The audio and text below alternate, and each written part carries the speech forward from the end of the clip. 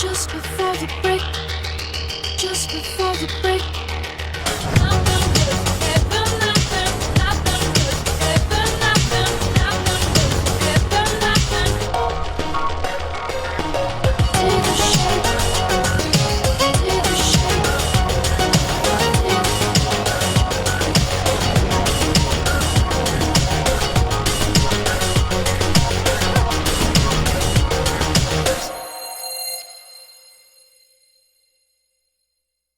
Minus 10, 9, 8. The clock is operating. We're underway. Tranquility Base here. Endeavor, go at throttle.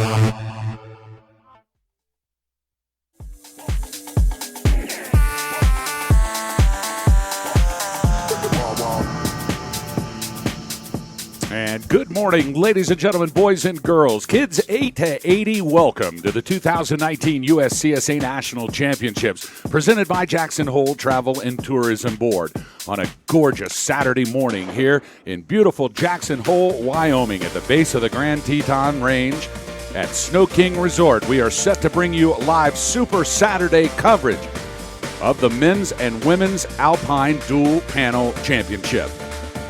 Hi, everybody. Boss Hogg alongside Elin Olive as we kick it to you live here from the Broadcast Center at USCSA.com.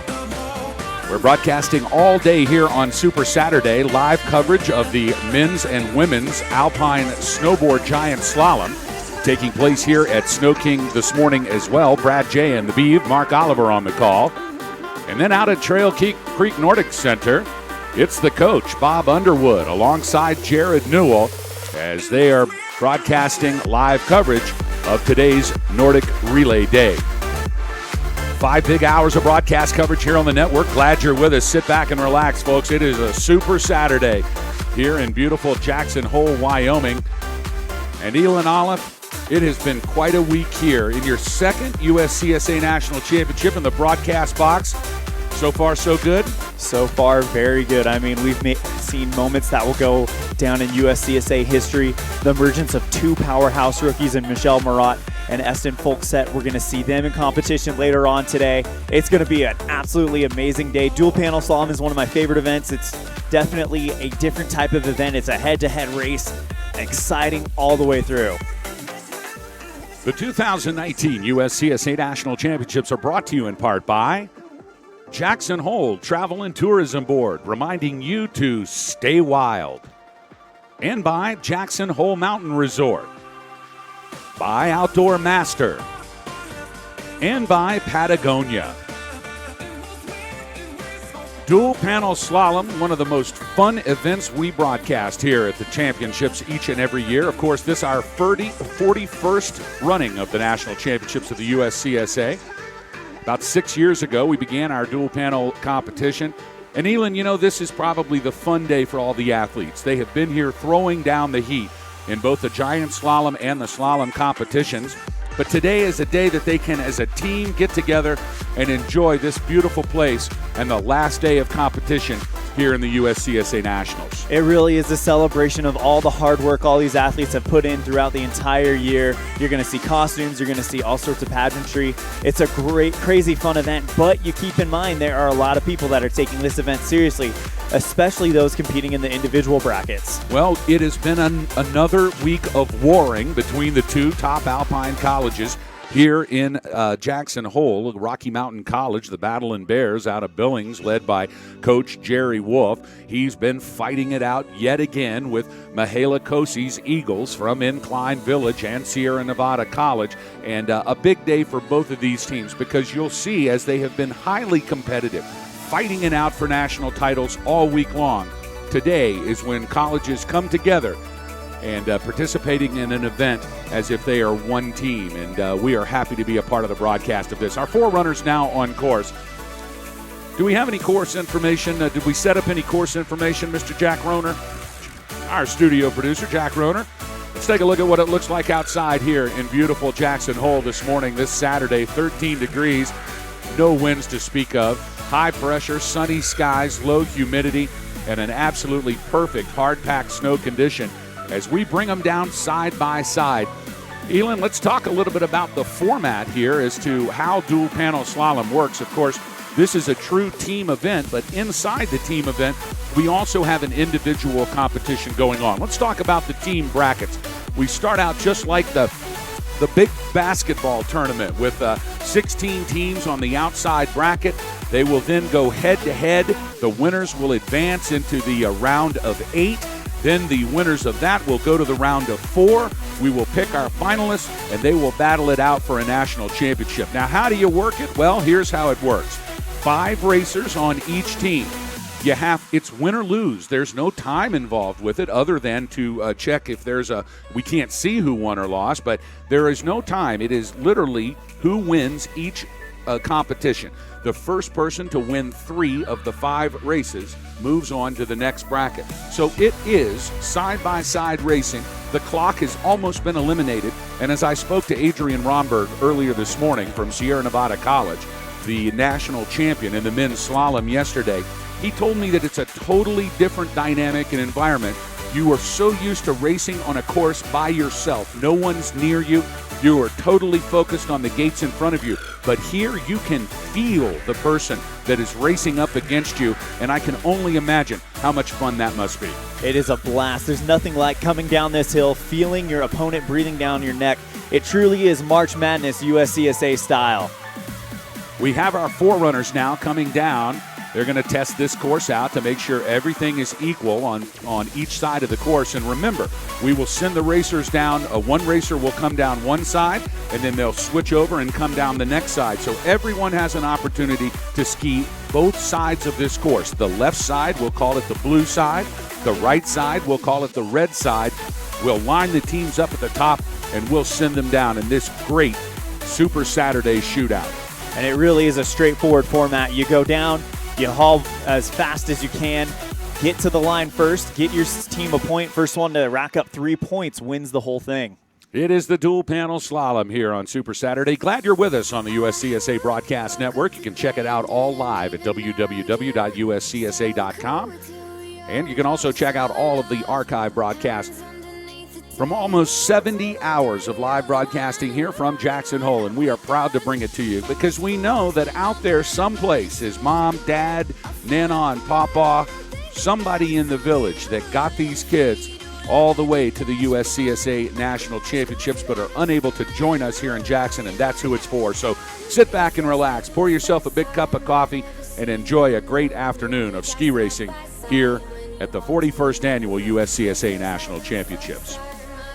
We are underway as Western State Colorado University and the University of Minnesota at Duluth battle it out. In our first heat, it's Trevor Bongiorno from Western State Colorado, along with Stephen O'Connor from the University of Minnesota at Duluth. And it looks like we are in the individual competition here. So we're going to start off with the individual competition. And so we have an individual competition inside the team comp. And Bongiorno looks like that he touches just a split second behind Stephen O'Connor from Minnesota Duluth, so O'Connor's going to take that first round.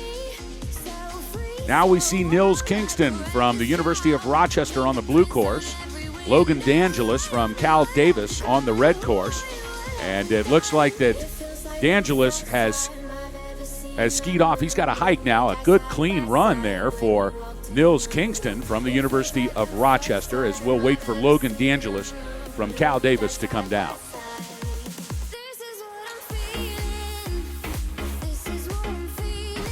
Tough break for DeAngelis on. It looks like he is going to continue to struggle a little bit, and that's going to end the day as he has a hard time coming off that hit.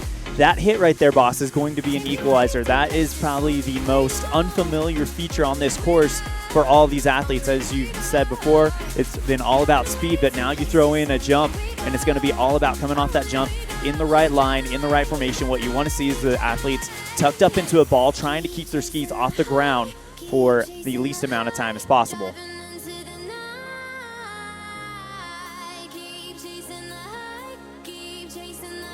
So Nils Kingston from the University of Rochester with the win.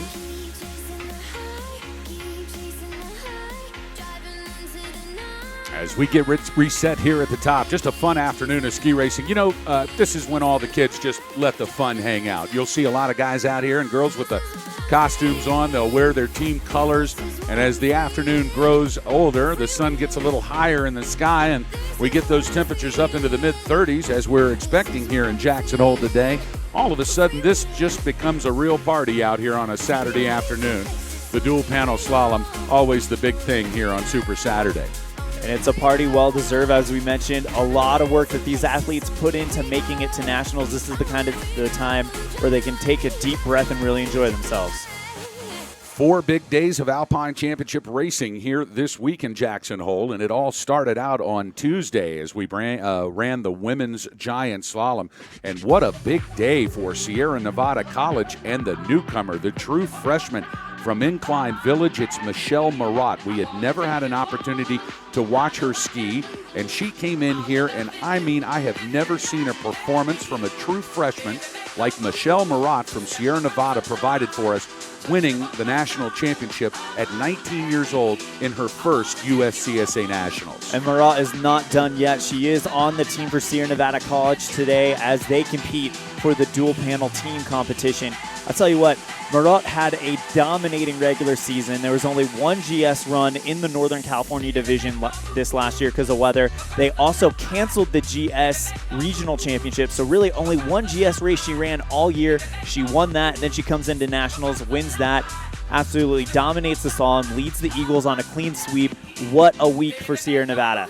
You know, we talked about it in the Inside the USCSA podcast, and of course we invite all of you to enjoy the podcast. It is the drill down, the deep dive on everything inside the USCSA, hosted by my broadcast partner here, Elin Olive, and you have been kind enough to have me as a guest the last couple of shows. But what a great opportunity to really kind of take a look at what's happening behind the scenes inside the USCSA.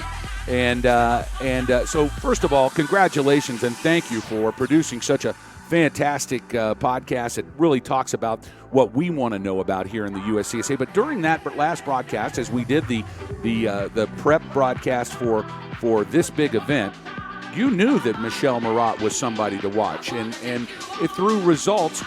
But you also said, wow, can a true freshman really come into her first national championship and take home the gold? And there's no question about what the answer to that is. And she definitely has a target on her back. She's a true freshman. We're going to see her for 3 more years. This is going to be her division for the next foreseeable future. But then again, you never know. There could be a freshman that comes out of nowhere, let's say out of Rocky Mountain College, out of Castleton, something like that, that could pose the biggest threat to her. Michelle Marat taking home the big prize on Tuesday here in Jackson Hole, our first Alpine event. Meanwhile, we're back to live action now, and it looks like we've got Tisa Pavlovich from St. Olaf College. She is in the ladies division, and Tisa is running by herself, so that means it's an open bracket here for St. Olaf. And I do want to apologize. I got some notices from the people at St. Olaf College, and they said, hey, boss, it's not St. Olaf, it's St. Olaf. And so I promised the coach at St. Olaf that, St. Olaf, that I would never mispronounce it again, and so I'm going to do my best here today. But, folks, we're having fun here on Saturday. Tisa down now. She will advance, and we'll move her through the brackets. We are in the team competition in the first round now. So this is Cal Davis versus St. Olaf. Sheridan takes the first point for St. Olaf. And now we've got Laurel Hinchelwood on the blue course, Alexandra Clark on the red course, and Clark from St. Olaf takes the second point here. So 2 points now. Check that. It looks like we have 3 points here for St. Olaf, and that's going to be enough to send them to the next round. So good competition here in the team competition between St. Olaf and Cal Davis.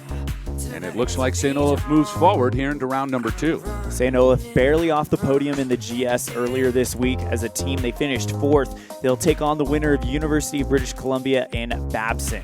So that should be a great matchup there.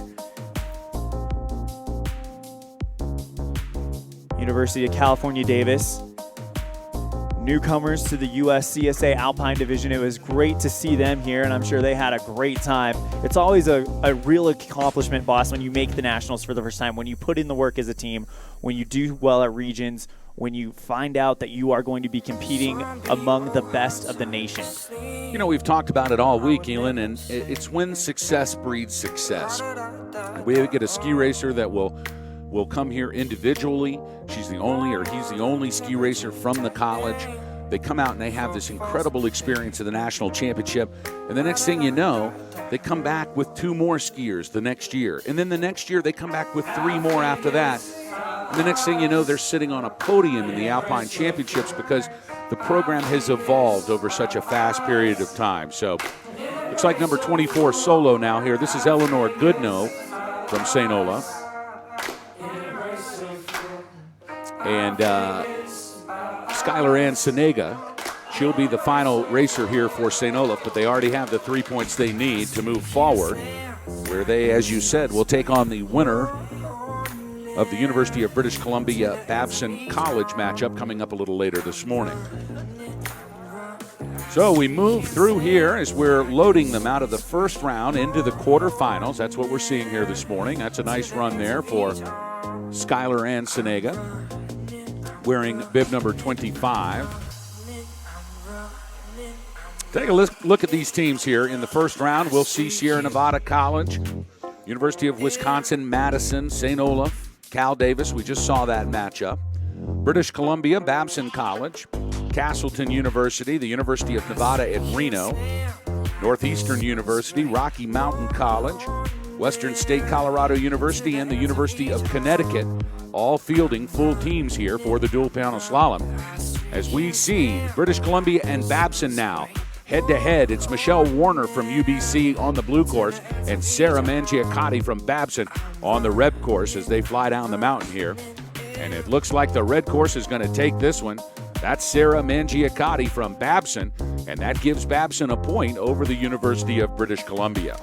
Big first win for Babson. They come into this thing ranked number 5th. University of British Columbia number 12, so they are the favorites going into this. But as we keep talking about in racing, you never know what's going to happen. Yesterday was a great example of that. The day before was a great example. Nobody figured Sierra Nevada to sweep the podium in the women's slalom. As we said Tuesday, Michelle Murat from Sierra Nevada College taking home the championship for the ladies GS, and then we moved on to the men's GS on Wednesday. We'll talk about that in just a second as we see Elizabeth Baer from Babson College on the blue course and Florence Thibodeau from British Columbia on the red course. Baer doing a good job, just kind of winding her way through the gates, doing a great set here, and she's already towards the bottom. I just saw that side shot right there showed us how big that jump is. And I don't even know if I would ski around it. I would not ski off of that thing. It's got to be 4 feet tall. A great run here for Elizabeth Baer from Babson. That's going to give a second point here to Babson. The University of British Columbia is going to have to get on it now and pick up the next 3 points. We'll see Melanie Magerstadt from British Columbia. She's going to have to get it done against Olivia Burwell from Babson. Magerstadt is on the blue course, Burwell on the red course, and here they come. Burwell looks like she's got an early lead here, boss. Magerstadt's got to pour on the gas if she wants to try to make this a close race. And it looks like that Melanie Magerstadt from British Columbia has gone down. That's going to send Olivia Burwell from Babson across the finish line, and that is the third point that Babson needed. They are going to advance and get into the quarterfinals. Will they'll face off against the ladies from St. Olaf. Should be a real barn burner there. Yeah, 4 versus 5. Very, very close competition in store for us later on this afternoon, boss. We've filled up half of the quarterfinal brackets now for the women's team event. Sierra Nevada College and the University of Wisconsin at Madison. They are part of the quarterfinals, and now St. Olaf and Babson are part of the quarterfinals. Moving on to Castleton University, because of their seed, they will get a bye in the first round and automatically move to the quarters, and where they will face the winner of the University of Nevada, Reno, and the Northeastern University matchup. Meanwhile, the final two skiers coming down for Babson College, that's Julia Martin in bib number 29 on the blue course. You know, we had a chance to talk to the University of British Columbia skiers out behind our broadcast trailer the other day. Such nice girls. We're very, very happy to be here. Couldn't speak enough about their leader, Michelle Warner, and how she's kind of the one that got them to this point. So congratulations to them for another great year. Here comes the final Babson racer of the team of 5 ladies. It's Kendall Sargis. She's on the red course wearing bib number 30. And what a fun run it must be. You know, you've already got the advancement to the quarterfinals, and really enjoy a gorgeous Saturday afternoon run on a dual panel course here at the National Championship. So good stuff from Kendall Sargis, and Babson College moves on to face St. Olaf in the quarterfinals.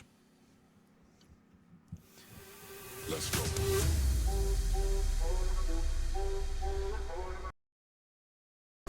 Indeed it is. The University of Nevada, Reno up against Northeastern University. Here in the first round competition of the ladies team dual panel. We'll see Anna Cole on the blue course from Nevada, Reno, and here comes Margrethe Skaugen from Northeastern University on the red course. I tell you what, it's going to all depend on how they approach that hit. Good form coming off the hit by Skaugen. She's got a pretty good lead right here. Indeed she does, and barring a disaster here at the bottom, it looks like Margrethe Skaugen from Northeastern University is going to take the first point for Northeastern. That's a big run. And they lead Nevada Reno now by 1 point.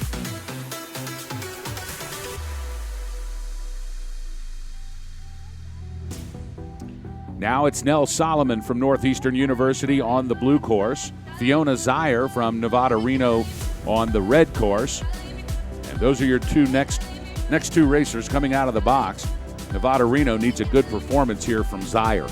They really do, and she'll be over there on that red course. And it looks like she's got a pretty good start here, boss. If she can hold it together, this is going to give Nevada Reno a good chance. Boy, take a look at this. This is a close race here between these two ladies, Solomon and Zier.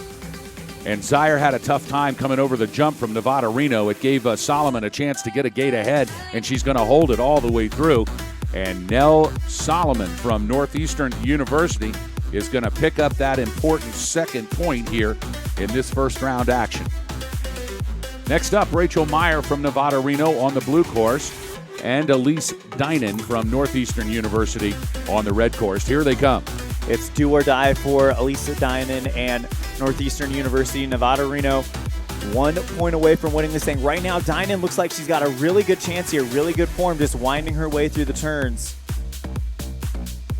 And Northeastern's Elise Dinan is going to hit the stripe first, and that is going to move Northeastern University ahead into the quarterfinals, where they will meet Castleton University, and that is going to be a great matchup, Elin. It really will. Castleton, they were the team of the East, so not a lot of surprise here that they are ranked number 2 coming into this dual panel slalom. You're going to see number 7 up against number 2 in a fight out here in the quarterfinals in the ladies division. Meanwhile, Olivia Mader from Northeastern on the blue course now, and she is going to add to this 3-point lead here. Northeastern guaranteed a spot in the quarterfinals. So a good run here and great performances from all of the ladies at Northeastern here in the first round. Northeastern definitely showed that they have what it takes to move on to the next round. Looks like we have Casey Ross from Northeastern going to complete this amazing victory for the Eastern College.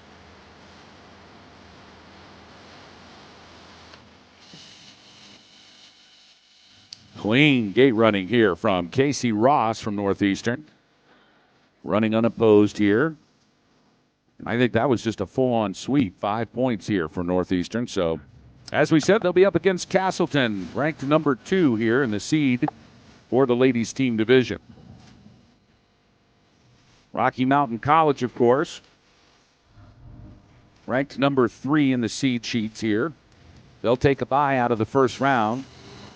And they will meet up against the winner of our next contest. That's Western State Colorado University, ranked number 11, versus the University of Connecticut, ranked number 6. And here we go. Jillian Sherpa, first one down for UConn, and she takes it over Abby Davidson from Western Colorado State University.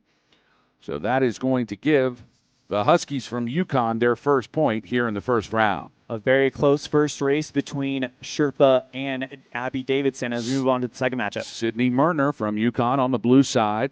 Kyra Long on the red side from Western State. And, boy, I'll tell you what a barn burner Murner has now. Looks like she liked coming off those big hits. She had no problems navigating that jump, and she comes across the stripe first. So Sydney Murner now is safe into home plate on Super Saturday here on the Broadcast Network. Glad you're with us. Boss Hogg and Elon Olive on the call. So that's going to give UConn one more point. They lead Western State now 2-0. This is do or die for Lindsey Herman on the blue course for Western State. She's up against UConn's Lauren Sullivan on the red course, and Herman's going to really have to get it going to save Western State College, because they'll need a point right here. But nothing's happening with Lauren Sullivan except pure speed. She doesn't care, and she knows she's got the goods, and indeed shows us all here as she flies into the finish corral and takes the third point from Sydney Murner. And that's all you need. 3 points is what it takes to advance. And so the Huskies from the University of Connecticut, they will now move into the quarterfinals against the Battling Bears from Rocky Mountain College. That's going to be Jerry Wolf and Bruce Diamond warring their athletes out together in the quarterfinals. I can't wait for that one. The week that Bruce Diamond and the Huskies have had has been historic for that school. They are ranked number 3 in the men's team competition because of the podium they picked up on day 2 of competition. The Huskies definitely not one to count out. Ella Engelhardt picks up a point for Western State Colorado, as she was up against Alexandra Marshall from the Huskies at UConn. And now the final racer in this matchup between these two teams, it's Jacqueline Balch from the University of Connecticut.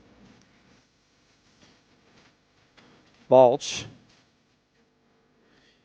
skis for Bruce Diamond, of course, at UConn. Her academic highlight includes getting into college, and every time she crosses the finish line is her favorite racing memory. She would like to thank her mom because she makes good cookies, and dad because he is just plain awesome. I love it. Jacqueline Balch, the final racer for the University of Connecticut, as they will advance towards the quarterfinals, where they'll meet up against Rocky Mountain College. Now we're going to move on to the men's individual competition that's going on. These are for individuals here at the national championships that do not have a full team, but they qualified in their individual races to be here. We don't want to leave them out of Super Saturday, so we have an entire individual bracket going down as well. On the red course, we have Travis Glenn of Colorado Mesa University. On the blue course, Andrew Briscoe of Western State Colorado University. So a Colorado matchup and a close race going on here, boss. Oh, my word. And just winning by 23/100ths of a second. It's Colorado Mesa's Travis Glenn over Andrew Bristow from Western State. So a great run there for Travis.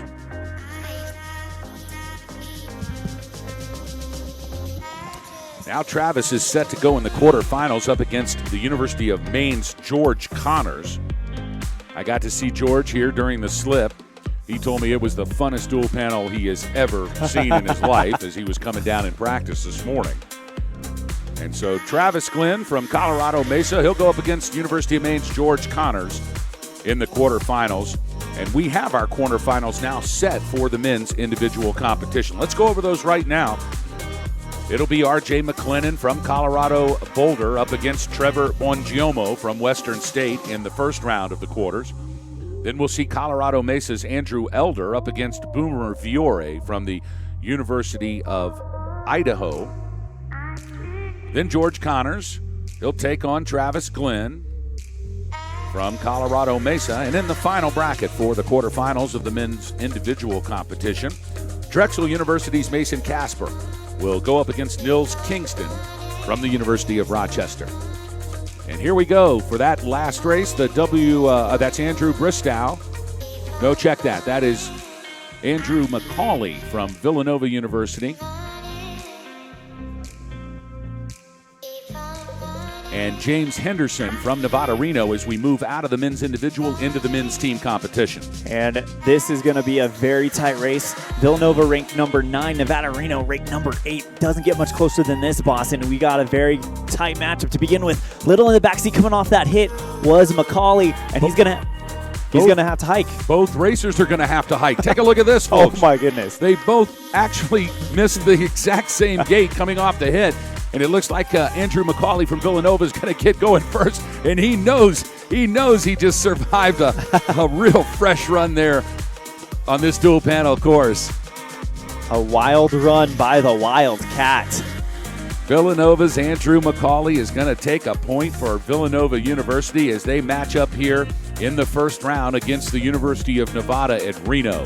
Now on course. On the blue side, it's Nevada Reno's Ryan Connor. On the red side, Villanova's Jake Grabowski. And it looks like Ryan Connor's gone down. He has. Now Grabowski just needs to ski clean all the way here to the bottom. He's going to pick up a point for Villanova. That's going to give them 2 important points and a good start here for Villanova University as they will pick up point number 2. Jake Grabowski getting the job done for Villanova. And now it's going to be up to Ryan Connor. Nope. Check that. Cole Masterson Reed Lambers for University of Nevada Reno to make this happen. Easy for you to say. I don't know. Villanova's Cole Masterson on the blue side. Nevada Reno's Reed Lambers on the red side. And it looks like Reed Lambers is already off to a huge start, an entire gate ahead as Masterson struggles coming off the hit in a no-problem run here for Lambers. He's going to pick up a point and an incredibly needed point for the University of Nevada at Reno.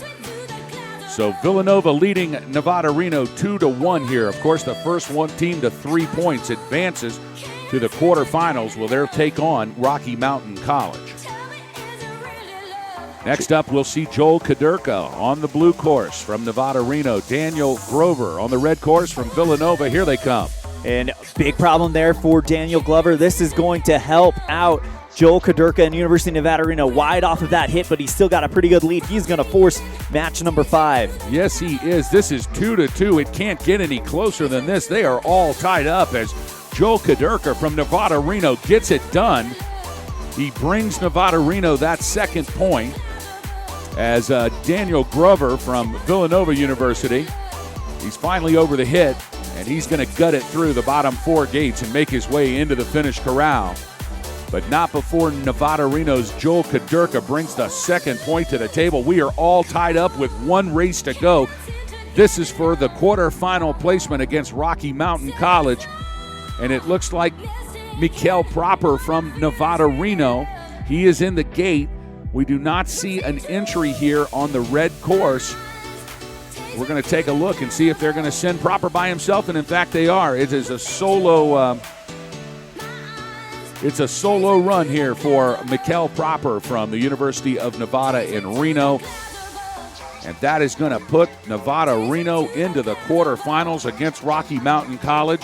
And I'll tell you what, if I had to go to the quarterfinals, I'd probably want to pick just any other team besides that one. They've got their work cut out for them. Yeah, they really do. But you know what? Great clutch skiing by Lambers and Kaderka to make them qualify for the quarterfinals. I mean, it looked like they were dead to rights for a second, down to Villanova 2-0, and then it just came out of nowhere for Nevada Reno. So Mikael Proper gets it done for Nevada Reno. They advance to the quarterfinal round with Rocky Mountain College. Next up, we'll see Castleton University taking on the United States Military Academy.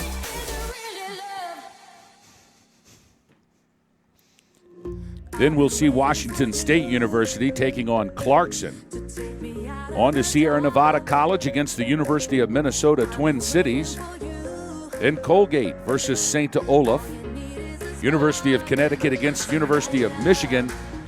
And rounding out the first round here for the men's team competition, it's Hobart William Smith College and Northeastern University. Back to live action now from the Military Academy. On the blue course, it's Yale Flanagan Logan Mackey from Castleton on the red course for Castleton. Good run so far by Castleton. It's going to be an easy first point for Logan Mackey. Flanagan stayed close, but he was just up. He got behind right before the hit and wasn't able to make it up. It is a short course here, and that's going to give 1 point to Castleton. Meanwhile, Castleton's Neil Sheehan on the blue course and Levi Walters from the United States Military Academy on the red course. They're loaded in the box and ready for the gate to drop. You can see there at the feet, the gate drops down and it shoots them out of the start box, provided by our good friends at Reliable Racing. As Sheehan and Walters are ready to come down here in this matchup between Castleton and the United States Military Academy. It's number 4 versus number 13. Castleton just off the podium in the men's GS. They would love to correct that in this event right here. They're about 2 victories away from giving themselves a chance in the final. It's not going to be an easy road because in their side of the bracket, you have University of Nevada, Reno, and Rocky Mountain College, as well as Clarkson and Washington State. So the top teams in the nation all came to play. This is going to be a great afternoon for ski racing, boss. As Sheehan and Walters, they are in the box in here. They're getting ready to come. It looks like they've given them the final count. They get locked and loaded, waiting for the barn door to drop down in front of them, and here they go. It's Sheehan on the blue course. It's Walters on the red course, as Castleton leads this 1-0 here in the first round action. As they came to the hit, it looks like Walters had an early lead, but it looks like he's going to blow out, and he's going to have to end his day. Another point for Castleton. Castleton picking up another point here from Neil Sheehan. A good clean run from Sheehan. And that puts Castleton up 2-0 over the cadets from West Point. Great to see the United States Military Academy here this Anton Smith brings it home for Castleton, wearing bib number 19.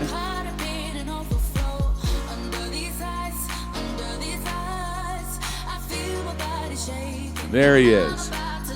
Wearing bib number 19, Anton Smith. Giving the love to Cam Heald, his teammate, in bib number 18.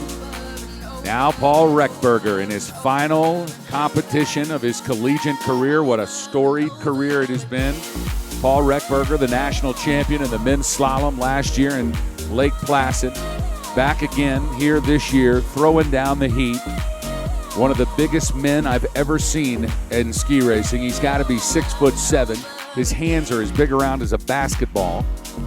And he is just one of the finest young men I've ever had an opportunity to meet. And what a pleasure it has been for Boss Hogg to call Paul Reckberger's name out over this microphone. And he will forever be linked to that amazing miracle in Lake Placid. He did a great job here at Snow King as well, coming away with a bronze medal in the slalom yesterday. Paul Reckberger, ladies and gentlemen, in his final Alpine competition here at the USCSA. He's up against Jack Young from the Military Academy, but no problems for Reckberger as he makes his way here into the finish corral. Paul Reckberger, a legend in USCSA ski racing, the 2018 national champion in the men's slalom. A great 4-day competition here in Jackson Hole, all part of his senior year. And we sure are going to miss Paul Reckberger. But you know what? He is not done yet, as his Castleton team is into the quarterfinals against the winner of Washington State and Clarkson. And boy, do we got a showdown right here for the first run, boss. It's Kai Yamamoto from Washington State University on the blue course. Thomas Daigle from Clarkson on the red course. This is going to be a war. It's all going to come down to the hit. Both of these skiers are excellent skiers. Let's see who can navigate the jump. And it looks neck to neck. Look at this, ladies and gentlemen. They are neck to neck. Who's going to win it? Is it Yamamoto? Is it Daigle? And Yamamoto gets it by 6/100ths of a second. Kai Yamamoto, the Cougar from Washington State University, gets it done. And he beats Thomas Daigle here in run number 1. Daigle with an incredible performance yesterday in the men's slalom, but Kai Yamamoto picks up a tough point here. And boy, Washington State University's off to a great start. I tell you what, do not count out Washington State University. It's a completely different race right now because of that head-to-head format. Who won the men's ski cross title this last week? It was Washington State. They know how to race head-to-head. Andrew Jovien now on course, on the blue course. And Angus Dubendorf, there was a false start. Jovien came out of the box with a false start from Clarkson. It's going to give Angus Dubendorf the win from Washington State University. What is happening to Clarkson? I actually think Dubendorf was the false start because that's 77. Angus Dubendorf, it looks like, on the red course. So I think we're getting the information now from the timing shack, and it is a false start for Dubendorf. So red is going to go back to the top of the mountain, it looks like. And apparently they're going to rerun this. There may have been an equipment, a barn door that failed to open, so we'll call that a false start. But it looks like that they are going to rerun this. And we're going to see Dubendorf and Jovien come down again. So no point for Washington State University. Kai Yamamoto giving WSU the first point. So they just lead Clarkson now 1-0. And they're going to send these guys back up to rerun this race. So try to keep it as fair as we can here. I was going to say I've never heard of a false start before because you can't push through the barn door. I mean, it's a mechanical trap door. You can't get your skis through it, and it's about 6 inches high, so you can't jump over it either. Now up to the next pair between Washington State and Clarkson. It'll be Reed Reininger on the blue course against Nick Lacasse from Clarkson on the red course. This is an important run right here. It is, because if Washington State can somehow take a 2-point lead right here, then they have other guys. They have the bronze medalist in the ski cross. His name slips my mind. That can possibly clean that up for them. Reed Reininger, Nicholas Lacasse. And they are dead even off the hit. Now it looks like Reininger with a small, slight advantage, just a half a gate advantage. But it looks like Lacasse is trying to pour it on, but it's not enough time.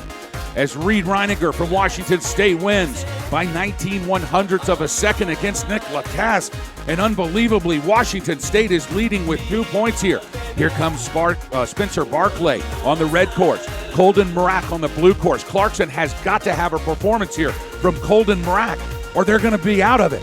Washington State University is going to advance to the quarterfinals unless Marak can get it done. Now here's Spencer Barclay on the red, Marak on the blue. Little squirrely off that hit for Marak, but Barclay actually looks really good and really confident. This is going to be close. I think Barclay's got this, though. As we look for the tape, and it is Spencer Barclay from Washington State University. He gets it done for the Cougars. An unbelievable upset. That's 3 points for Washington State, and they take Clarkson out here in the first round. And they are the number 12th ranked team in this thing, towards the bottom. I told you, they are a team to watch in this dual panel slalom because they won the men's ski cross title this week. They know what it's like to win with someone breathing down your back. Clarkson University was the 5th seed in the team competition. They were up against the 12th seed, led by Kai Yamamoto. The Washington State Cougars have pulled off the upset of the morning, and they are going to move forward to face Castleton in the quarterfinals. Incredible first-round action here in the men's dual panel team competition. I'm telling you, keep an eye on Washington State. They could very easily be on the podium tonight when this is all over. Tyler Brown from Clarkson was the final Clarkson racer to come down. He ran unopposed, but it didn't matter because Washington State has got those important 3 points, and they're going to move forward. Incredible for the Cougars. Great run, but also a great season by Clarkson as their national championships will come to an end right here. I mean, who could forget last year when they won the GS national title? They were the number 1 ranked team coming into this competition 165 days ago. They walked away on the podium, and just an amazing program run over there at Clarkson. Next up, we'll see Sierra Nevada College, the 2nd seed. They'll be up against the University of Minnesota at Twin Cities. They are the 15th seed. And I'll tell you, if we thought the Washington State upset over Clarkson was something, if Minnesota Twin Cities can get by Sierra Nevada College here, the earth will move underneath us. Beneath our feet, it shall shake. Number 15 ranked University of Minnesota Twin Cities. Number 2 ranked Sierra Nevada College. Of course, Sierra Nevada led by Adrian Romberg, Anton Waller, all those guys having amazing national championships for the Eagles at Incline Village. Had a good chat with Adrian Romberg earlier this morning. He spends the summers in Croatia. And he told me that the 5 seconds last night when he lifted the trophy over his head after winning the men's slalom national championship yesterday was the greatest 5 seconds of his entire life. And I got to tell you, because I hand out the awards ceremonies each night, I got a good side view and a close-up of that.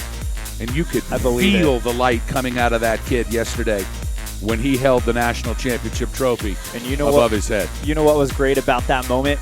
You heard one person yelling louder than everybody else, cheering him on, and guess who it was? It was Andrzej Poglovic. Poglovic from Rocky Mountain College winning the GS here on Wednesday in an unbelievably awesome performance. Had real competition from Eston Falkset, his teammate from Rocky Mountain College. But Poglovic was leading the race after run number 1, very similar to last year's national championship in Lake Placid. And he went for all the marbles. He got squirrely in the 6th grade. He skied off course. It was over for his national championship possibilities. Adrian Romberg sitting right there, ready to take it. And at awards last night, you would have thought those two kids were on the same team. You really would have. And it just speaks to the leadership and the type of character that Andrzej Poglovic has. I mean, he was one of the first people to start cheering for Romberg. He was one of the first people to start cheering for his teammate Folkset when he went onto the podium, which, by the way, how about a national championships for Eston Folkset? We'll talk more about him later in the next round when we actually see them compete. But Poglovic, definitely one heck of a teammate, one heck of a leader, and just one heck of a young man. Next up, Sierra Nevada against the University of Minnesota Twin Cities as we get set here. They'll load them in the box momentarily. The USCSA broadcast team has had a great week here, and we had an opportunity to fly over this fantastic venue. We'd like to take a look at that right now. We'd like to thank one of our camera operators, Kalen Albert, out of Salt Lake City. He put this together for us. Ladies and gentlemen, what you're about to see right now is where we've been all week long. This is the 41st Annual USCSA National Championship.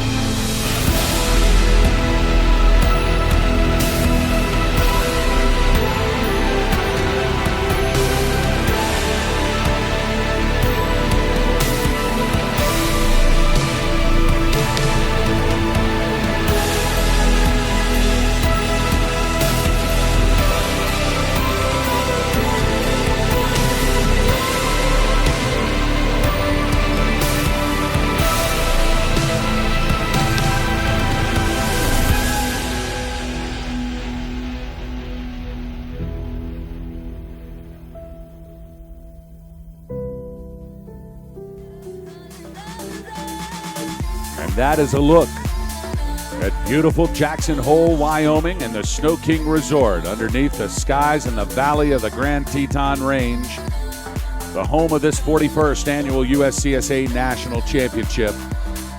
And what a glorious week it's been. We'd like to thank all of the folks who have made it possible here, all of the good people at the Jackson Hole Ski and Snowboard Club, our friends at Snow King Resort, all of the hundreds of volunteers at the United States Collegiate Ski and Snowboard Association. It takes a village, and we've had one here in Jackson, Wyoming this week.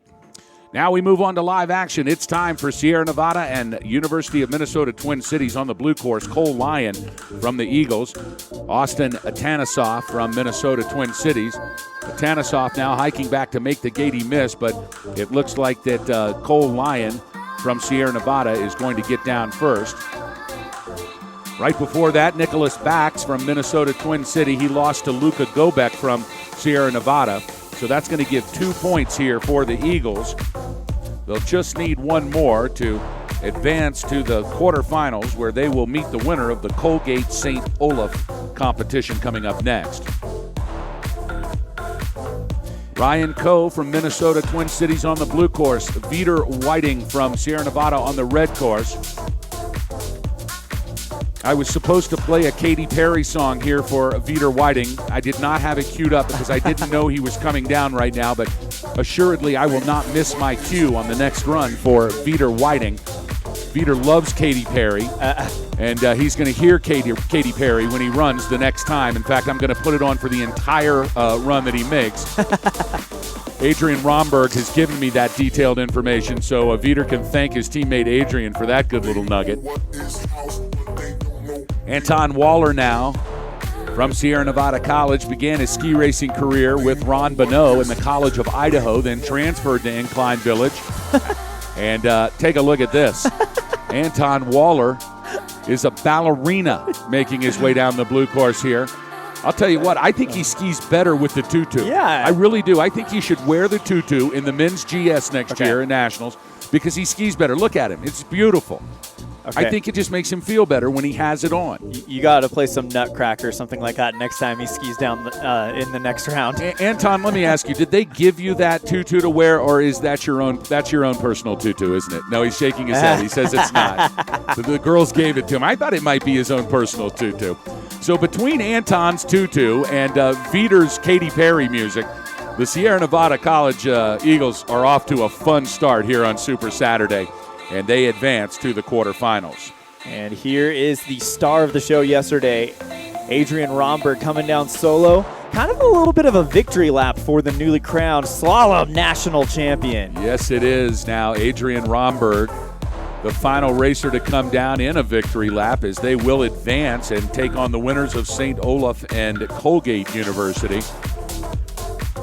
El Presidente, Dr. Alan Walker, the president of Sierra Nevada College, here in the corral of the big Super Saturday dual panel Alpine, and I'll talk to him here on the broadcast coming up after these first rounds are completed. You'll want to tune into that. Always great to have Dr. Walker in the broadcast booth here at National Championships. He is the only college president I have ever seen to come out to a national championship ski race to cheer on his athletes, and he is here every single year.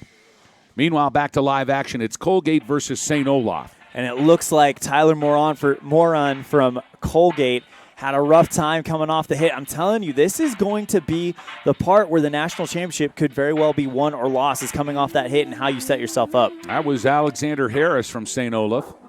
He'll take the first point. And Olaf leads Colgate by 1-0. Tobias Macedo now from St. Olaf in bib 37. Andrew Kofed from Colgate in bib 62 on the red course. Here they come. Pretty early lead by Kofed. He's looking really good coming into the hit, but Macedo actually takes the lead right over the hit. What a move by Macedo, as he is going to get another point for St. Olaf.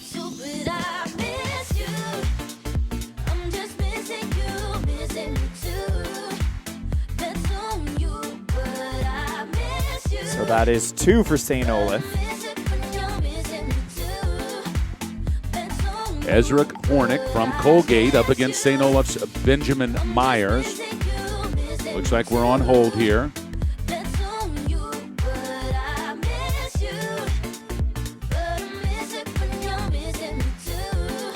That's Tobias Macedo over there. Looks like he's got some family in the Finnish corral. His teammate Alexander Harris looking on now, waving out to mom and dad in broadcast land. There he is. Yeah. Oh, they're right here. Looks like they might be right here in the Finnish corral. They're not in broadcast land. We'll see Ezra Hornick and Benjamin Myers next. Colgate on the blue course now. St. Olaf on the red course. University of Connecticut going up against the University of Michigan in our next round, in the first round here of the team competition. Along with Hobart William Smith against Northeastern in our final race of the first round of the men's. Ezra Hornick would like to thank Brett Michaels. You're watching the dual panel slalom here on the USCSA Broadcast Network. Glad you're joining us on Super Saturday here from beautiful Jackson Hole, Wyoming. And take a look at this. It is a gorgeous day out here. Crowd's starting to gather now. They get larger and larger as the day goes on. Just a fun day for all of our Alpine ski racers here on this great dual-panel slalom course set up by our friends at Reliable Racing. We'd like to thank them. John Jacobs, and JJ's always the man. I wished he could be here with us today. He is not in town. He has been to many of these things before, but I sure hope he's watching out there. And you tell that beautiful wife of yours that Boss Hogg and Diana say hello. We will see you soon, Mr. John Jacobs.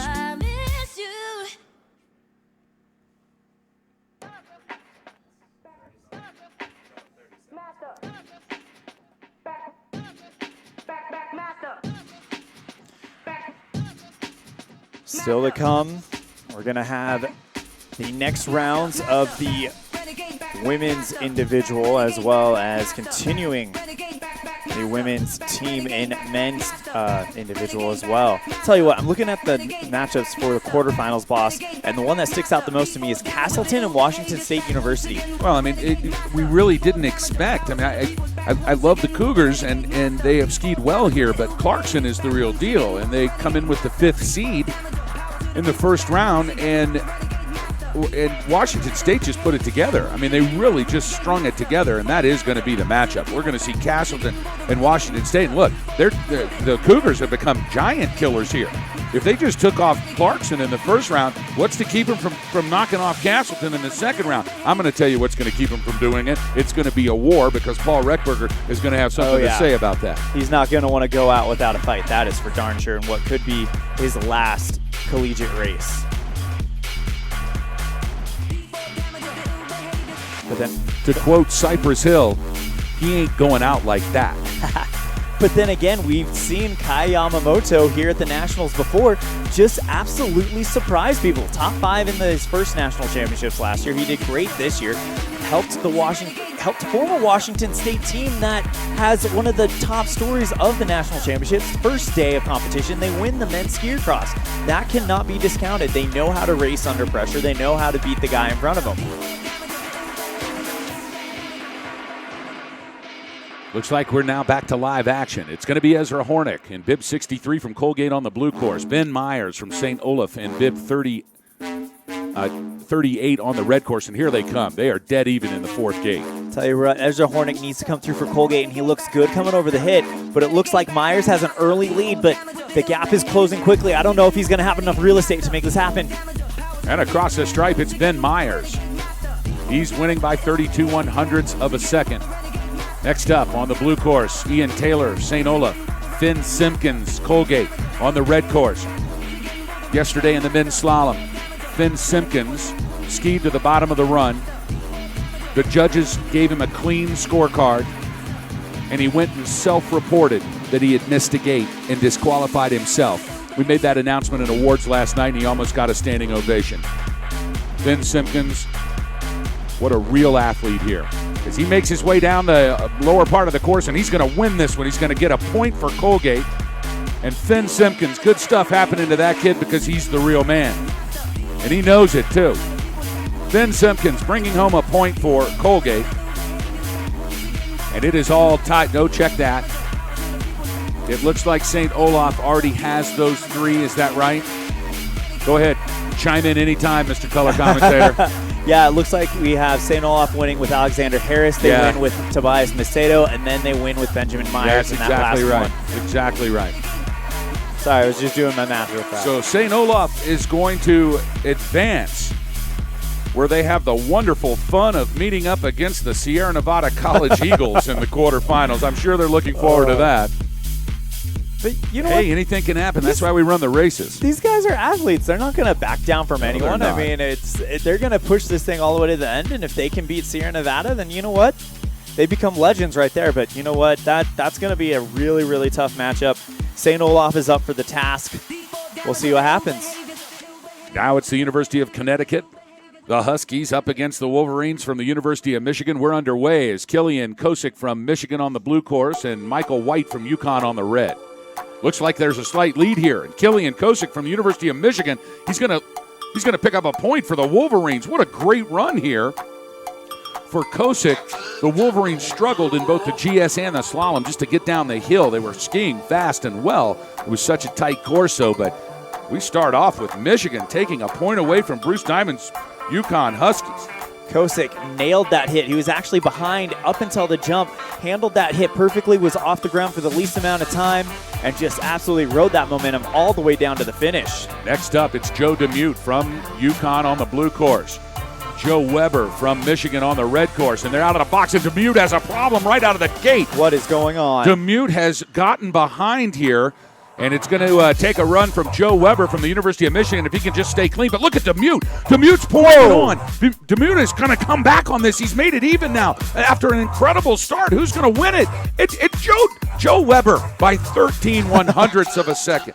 Unbelievable. I thought Joe DeMute, after literally coming out of the start gate and falling down, was going to be able to make up enough time. He made it close, but not enough for the Wolverine from the University of Michigan, Joe Weber. And that gives the University of Michigan 2 points. Wow. It is up to Brian Chambers now from the University of Connecticut to save the Huskies from the jaws and claws of the Wolverines. Nick Weber on the blue course, Brian Chambers on the red course, and here they come. Boss, think about the week that Michigan has had this week. If they can somehow, some way pull off the upset, that makes it all better. Here into the bottom section, it looks like Brian Chambers is making up speed. And Chambers, can he get it done? Yes, by 19/100ths of a second. Brian Chambers saves the UConn Huskies from first round defeat to the University of Michigan, but it's still not over. Michigan leading this thing 2-1. All they need is one more run, one more win. Will it be from Andrew Thomas, who's going to ski for the Wolverines on the red course, or will Matthew Chambers from UConn be able to give the second point, the necessary point, to Bruce Diamond's Huskies? This is a big race right here. Big race. You get the feeling that if the Michigan Wolverines do not stop the Huskies right here, then it's going to be too much momentum that UConn has built up by winning 2 in a row. Matt Chambers from UConn on the left. Andrew Thomas on the right. Chambers gets a slow start, and Thomas is out to a fast start now as they make their way over the hit. This is a big race, just about even now. Let's see who navigates the hit. And it looks like that Matthew Chambers from the University of Connecticut is going to pick up the second point for the Huskies. And what a gutsy clutch run from Matthew Chambers from the University of Connecticut. He picks up the second point. We are knotted up 2-2 here. The next person to win this matchup will move to the quarterfinals, where they'll face the winners of Hobart, William Smith, and Northeastern. And it looks like Vlad Elias. Vlad Elias is who they've saved for the final run. UConn's Vlad Elias will be on the red course. Michigan's Arthur Genaudet from wearing bib 90 will be on the blue course. And this is for all the marbles here as Connecticut and Michigan battle it out here in the first round. Bruce Diamond definitely saved his big dog for last, just in case it came down to a winner-take-all one run. This is what it's all about, boss. I can hardly wait. Matt Chambers and Joe DeMute now waving out to all of the millions of people watching all over the world here today. Of course, Joe DeMute, he's famous in 512 different countries.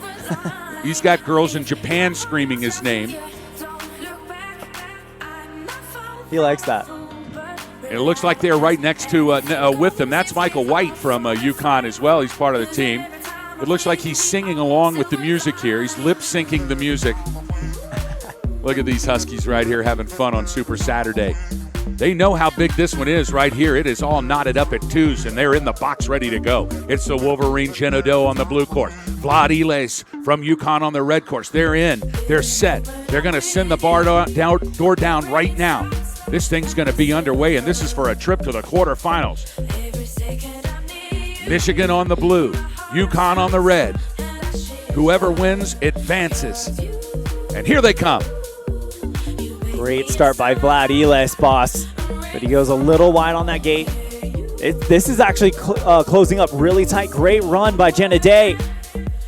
And it looks like Vlad Elias has come off the hit, and he has gone down on his side, and Arthur Genaudet from the University of Michigan has just completed the upset of the first round. Unbelievable, as the Michigan Wolverines have defeated the University of Connecticut here in the first round of the men's team competition. What an incredible performance by the Wolverines. They struggled all week long, Elin, and today they were able to put it together, and the Wolverines will advance the 14th seed, beating the 3rd seed in the first round. Unbelievable. And this makes all the bumps and bruises that they've acquired throughout the week heal that much faster. They've got the confidence. They've beat the number 3 team, and now they're ready for the quarters. Now we're on to the Hobart William Smith Northeastern University matchup. Coleman Lamb on the blue course for Hobart William Smith. Michael Resnick on the red course for Northeastern. And it looks like we're going to see Coleman Lamb hit the stripe first here, and he's going to pick up a point for Hobart William Smith. Look at these speed suits, by the way. That is the most beautiful speed suit I've ever seen. It is like a jester, like a Mardi Gras jester. They ought to get helmets with bells on them. If they had helmets with bells on them, then I would go back to college. They would. I would go back to college and I would ski race for Hobart William Smith so I could wear the costume. Here is Damian Kozik from Northeastern on the blue course and Sean King from Hobart William Smith on the red. King's got an early lead, and this is a good news for Hobart William Smith as they got the first point. But look at Kozik. Kozik closing down the gap. This is going to be close. Close as can be, 11 100ths of a second, and touching him out, it is Sean King from Hobart William Smith. So Hobart William Smith is going to take 2 points here. They've got the first 2 wins. Coleman Lamb delivering a point. Sean King delivering the second point. And now it's do or die for Northeastern as Peter Sugar on the red course up against Hobart Williams Smith's Sam Mason on the blue course. And Sugar's got to get a point here for Northeastern. And he's off to a good start. He's got a clean jump, and all he's got to do is ride it in clean now. And Peter Sugar is going to pick up that desperately needed first point for Northeastern. So still 2-1 now here. Hobart William Smith with a 1-point lead. Still do or die for Charlie Denhart, wearing bib 34 on the blue course for Northeastern. He's up against Hobart William Smith's Russell Merchant on the red course, wearing bib number 74, and here they come. Good start by Merchant. He was out, but then he runs into some problem. It looked like he hooked a gate, and now Denhart just has to keep it together. Good clean hit as he's headed to the finish. And indeed he is. It's Charlie Denhart from Northeastern, and it looks like he's going to pick up that very important second point. And so just like we saw in the last round between the Yukon Huskies and the Wolverines from Michigan, it is all knotted up at 2-2 as Hobart William Smith battles it out with Northeastern University. As we look to the top here, and it's going to be the 5th racer that's going to decide, and they only have 4 at Hobart William Smith on the team. They had to get it done with 4 racers. It's going to be a solo run here for Kyle Wyrether from Northeastern University, and Kyle Wyrether is going to put it over the top for Northeastern. They're going to defeat Hobart William Smith here in the first round, and they are going to move on to meet the Michigan Wolverines in the upset of the day in the quarterfinals. So wild action here in the first round as we complete the brackets here in the men's division team competition. Let's go over our quarterfinalists. Rocky Mountain College will take on Nevada Reno. Castleton will take on Washington State.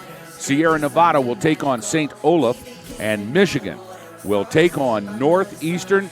Did you think that this is what these brackets were going to look like after the first run, Elin Olive? I thought the Washington State one was a possibility. Michigan, though, no offense, then they just had such a rough week. I didn't see them getting past Connecticut, but they put it together. Yes, they did. Now we move on to the women's individual competition. Of course, these are for the ladies who don't belong to teams or don't have teams large enough to race. And it looks like the University of Puget Sound's Danielle Dolan in bib number 105 up against Heather Graham from the University check that, the U.S. Military Academy. And we'll get to the results of that in just a second. Did you see who won that? Danielle won that? It looked like Danielle got it. I think she did as well.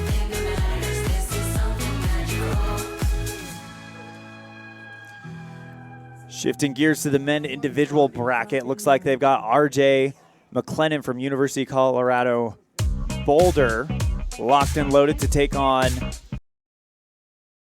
Minnesota Duluth up against Colorado Boulder, and it looks like R.J. McLennan's got a lead here.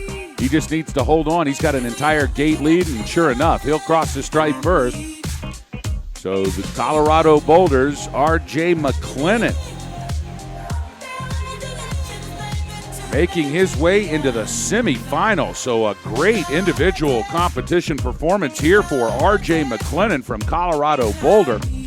He's going to meet the winner of the Andrew Elder Boomer Viore competition in the semifinals. Speaking of that, here we go. Andrew Elder from Colorado Mesa on the red course, Boomer Viore from the University of Idaho on the blue course, and it looks like Viore is out to a slight lead here. McLennan pouring it on in the finish, but it's just not enough time left, and Boomer Viore from the University of Idaho is going to move on to the semifinals, where he is going to meet R.J. McLennan from the University of Colorado at Boulder. What a great performance from Viore. That'll now bring us to the next matchup. It'll be George Connors of University of Maine. Yep, taking on Travis Glenn of Colorado Mesa.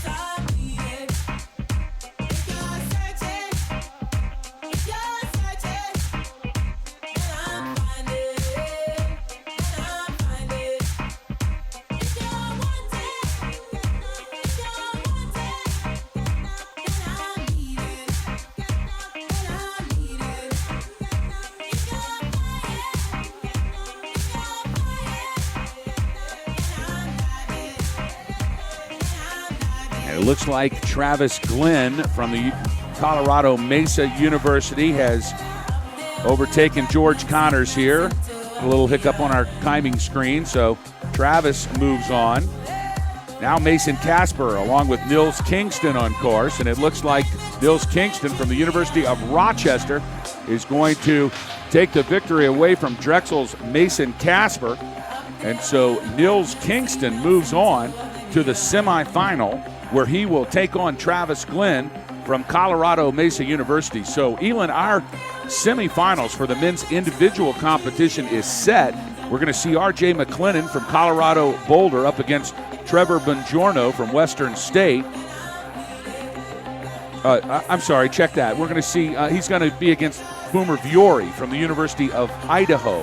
And in the second semifinal, it'll be Travis Glenn from Colorado Mesa up against University of Rochester's Nils Kingston.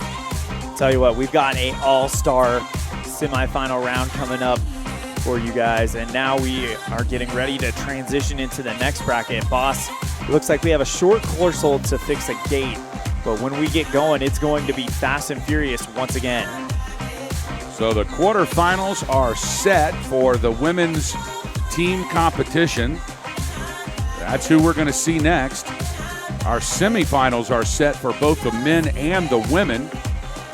So let's go over our individual brackets here first, and then we'll move on to the team competition. In the ladies' individual, in the semifinals, we'll see Colorado Boulder's Heather Abate. She'll meet the University of Puget Sound's Danielle Dolan in the first semi. Then in the second semifinal, we'll see Mackenzie Bremmel from Minnesota Twin Cities. She will go up against Caroline Bonin from Clarkson.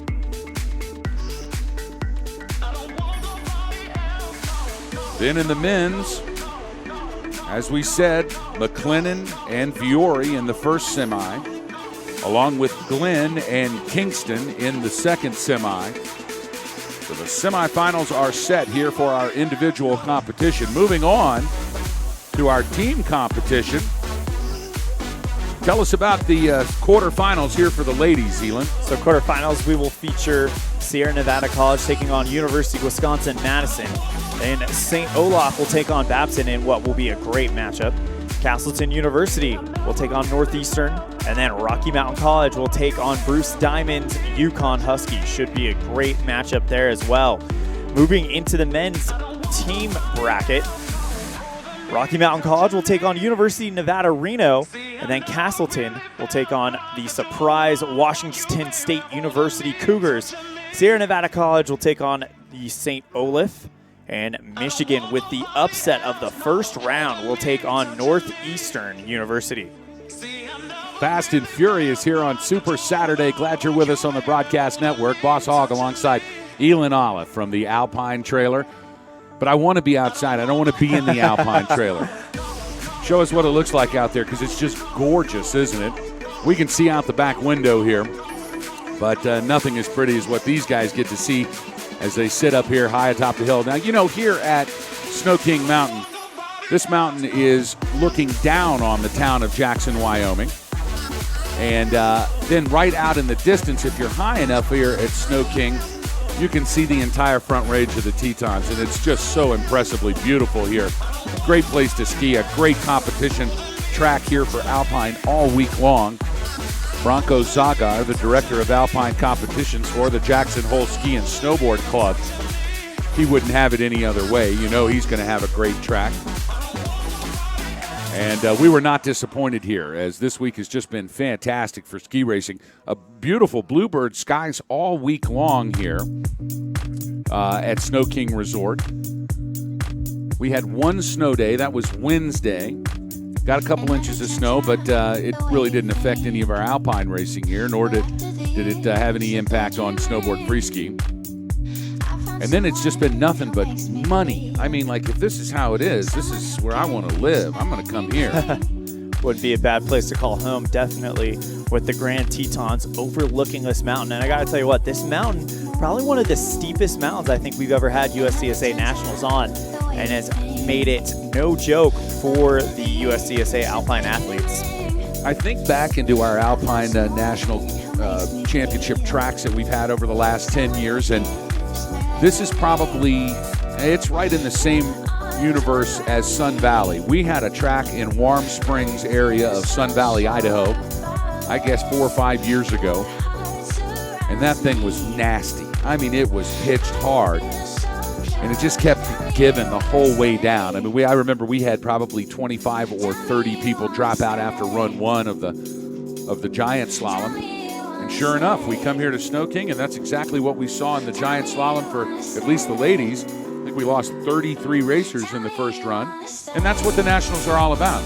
We want it to be the hardest track they're going to ski all year long, and certainly our friends here at Snow King Resort, it didn't disappoint a bit. Take a look at the finish corral here for the dual panel slalom. You see that little gray building there with the ladder in front of it. That's so Tim Devlin, our lower cameraman, can get up on the roof. He likes it up there. It's very slippery. He can see better, although he is like 7 foot tall. Look at him up there. All the ski racers, of course, they know Big Tim in the finish corral. He has been our lower cameraman in Alpine for a number of years now, and it's great to have him back here on the team this year. Also, Matt Iverson, high atop, giving us this beautiful shot here of the finish corral. Can you see Tim? You can. Can we right use? there. There he is. He's the guy right in the middle with the yellow jacket. So if you're looking down, now we're on his camera now. Now he's looking back at us. Well, I'm going to see if I can. I'm going to wave through the window. No, somebody's standing there. They're not going to be able to see it. Oh, they're trying to move out of the way, but This is where we're all set up all week, though. Folks now congregating. About 11:20 local time here in Jackson right now. So lunches will start to come out here. I'm going to go ahead and I'm going to see if you can see me wave. I'm going to wave now. The window's open. Hold on, I got the window open. Oh, nice. All right, now here's Tim. Let's see if he can see me. Can you see me over here? Can you see Boss Hogg waving out the window right now? I can't see the monitor, so I have no idea if you can see me. But that's where we are in this little gray box. Matt Iverson on our high camera, high atop the mountain here. In fact, this is a good opportunity while we take a break to kind of introduce everybody on the USCSA Alpine broadcast team. Right here is Mr. Jack Rohner. Look at this guy. He is the main man. I mean, I'm talking the main man. And then look over here. Here's our technical director. That's Nick McCosey, all the way from New York City and LiveX. Right over here, our snowboard director. That's Alex Satula. He's been with us all week. And then this guy right over here, that's AJ. And he has one function here, and that is to get Brad J whatever he wants whenever he wants it, all right? That's what AJ does for us. So we're having fun in the broadcast trailer. They're having fun outside the broadcast trailer. as we'll get set back up here. Little back room. Get to see some of that backstage stuff. That's always fun. Of course, I have to be careful not to pull any of the wires out here. There's rat nest all over the place, right? Look at it. Look at this. Look, I just feel like I live in wires. It's like a pillow of wire. Super Saturday rolling on here at the USCSA Broadcast Network. Hope you're enjoying our coverage. Don't forget to tune in. We've got snowboard giant slalom going on right now, and there is a superstar that is riding in the giant slalom. AJ, what's that kid's name? Do you remember? This kid came up in the slalom on Thursday morning, and I think he won the slalom. You ready for this? I think he won the national championship slalom by 9 seconds. Is that right? He won it by 9 seconds? I mean, we're going to see this guy on an Olympic podium. Oh, yeah. This guy's the real deal. I'm going to see if I can get the results here. Yeah, it was the flip 30, so you know it is. No, it's not going to be him. That wasn't who it was. No, Robbie Rothler was not the kid. But Robbie Rothler is ahead at the first run of the men's snowboard giant slalom that's going on. Oh, my word. Robbie Rothler just went and took home the top prize yesterday afternoon in the men's slopestyle for snowboard. It's his senior year. He rides for Westminster College. That's Sarah Beaudry's program out of Salt Lake City. And in his senior year, he has just had the most incredible performance. He's won the national championship in both of his events. That was the rail jam and the slopestyle. And now he is back on the course, and he is ahead. I think that is Braden Palmer is the kid who won by 9 seconds in the slalom on Thursday. We're going to check that, but great competition going on at the Snowboard Freeski venue today. That coverage on the USCSA Broadcast Network. Just click on the SBFS, that Snowboard Freeski channel, and you will be immediately transported to the world of Brad J. and the B. Then over at Nordic, it's the coach, Bob Underwood, alongside Jared Newell. And it's another Super Saturday at the Nordic venue as they do all of the relays, the men's relay, the women's relay, and then the mixed relay. And I understand that they have got something special going out at Nordic today. They are going to do some type of Nordic skier cross, which is almost like a roller derby, where they put them on the skis and they go around the course and they knock each other down. And I almost wish that I was at that venue. I mean, this is fun and I love this, but they don't fight, as they come down. Whereas at Nordic, I understand they're punching. They're punching and kicking, and there's a fight going on, and it's some kind of craziness. And so you'll have to tune into that. It's taking place right now on the Broadcast Network. Sit back and relax, folks. We're going to take a little break here, too. While we, well, no, we're not. We're going to get right back. See, all I have to do is, it's like going outside while they're waiting for your pizza. And as soon as you get back in, the pizza was delivered 5 seconds afterwards. Back to live action. Wisconsin-Madison up against Sierra Nevada College in our first bracket of the quarterfinals for the team competition. This is Juliana Damberg from Wisconsin-Madison in bib 41. Up against Sarah Ling from Sierra Nevada College, and Juliana takes the first point for Wisconsin-Madison. So Wisconsin-Madison leading Sierra Nevada here 1-0. I don't even want to say it. Let's just watch it. Let's watch what happens here. I will say this. Damberg is the two-time skier cross national champion, so it's no surprise that she was able to win a head-to-head there. Here comes Barrett Thorson on the red course for Wisconsin. Sana Ahonen on the blue course for Sierra Nevada College. Sana is she has stolen Anton Waller's tutu. You might think it belongs to Sana and Anton wore it, but I know that's not true. Sana has stolen Anton Waller's blue tutu and has worn it down here to the bottom. And you better hurry up and get rid of it because he's going to come over here and take it back from you, Sana. You know that. That is Sana Ahonen taking a point for Sierra Nevada, so we're all tied up here at 1-1 here in this quarterfinal action. Maggie Uradecki from this Wisconsin-Madison on the blue course, and the newcomer, Michelle Marat, the national champion from Sierra Nevada College, and Marat is down. Marat has skied down, and she's going to give a point away here to Wisconsin-Madison's Maggie Uradecki. And so University of Wisconsin-Madison takes a 2-1 lead over the Sierra Nevada Eagles as a result of the national champion winner, true freshman, Michelle Marat, having a tough time coming over the hit. And my word, first bracket of the quarterfinals, it all comes down to this race right now. Whoever wins this advances and will meet the winner of the St. Olaf and Babson quarterfinal in the semis. This is a big, big run here for the University of Wisconsin and Madison and Sierra Nevada College. We watched it happen in the men's division in the first round. Are we watching another upset here in the quarterfinals of the ladies? This would be by far the biggest upset of the day. This Sierra is number Nevada, 18 versus number 1. It's absolutely incredible. They've got him high atop the course here. Had a little technical difficulty on our broadcast. Looks like we're back into the broadcast here, so welcome back, folks. Just to catch you up, Sierra Nevada and University of Wisconsin-Madison are tied up 2-2 here in the quarterfinals as we are ready now for Sierra Nevada College's Vilda Johansson. And Vilda Johansson is going to run unopposed because there is not a fifth skier for Wisconsin-Madison. And all Vilda Johansson has to do is ski to the bottom, and the Sierra Nevada Eagles are going to move forward.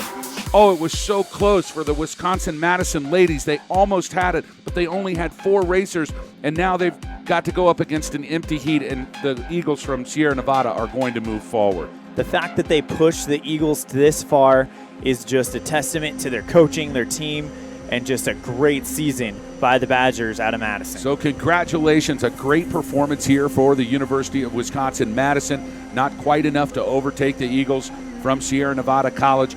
And SNC will move on to the semifinals. Here are the ladies' dual panel team championship. They will meet up against the winner of our next bracket. And here it comes, St. Olaf versus Babson. And in our first run, it is St. Olaf's Tisa Pavlovich coming in victorious over Babson's Sarah Mangiacotti. Now on course, Sheridan Westfall on the blue, Elizabeth Baer on the red. It's St. Olaf on the left, Babson on the right.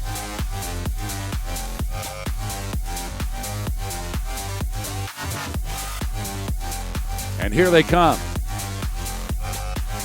And it looked like Sheridan Westfall from St. Olaf has an early lead. She now makes it over the hit, no problem. And all she's got to do is hang on. She's carrying a full gate lead now over Elizabeth Baer. And Sheridan Westfall from St. Olaf is going to bring home the first point. Check that. The second point for St. Olaf. And so it's St. Olaf leading now 2-0 over Babson. Props to Baer, though. Nice spread eagle coming over that hit. She did throw a trick off the hit, didn't she? Yeah, she threw a spread eagle. I'm waiting for somebody to throw a helicopter off that thing. Ooh. That I am going to go up there and give money to that person. Oh, wow. Back to live action now. Alexandra Clark on the red course for St. Olaf. Olivia Burwell on the blue course on the left for Babson. And it looks like St. Olaf is going to pick up the win here as Alexandra Clark crosses the line, gives the third point to St. Olaf, and they are going to advance. So they make it all the way through the quarterfinals, now into the semifinals. And they get to take on Sierra Nevada College in the first round of the semis. Here is the second round of the quarters now. No, check that, one more racer from each team. So it's Eleanor Goodnow wearing bib 24 on the blue course, and Julia Martin wearing bib 29 on the red course.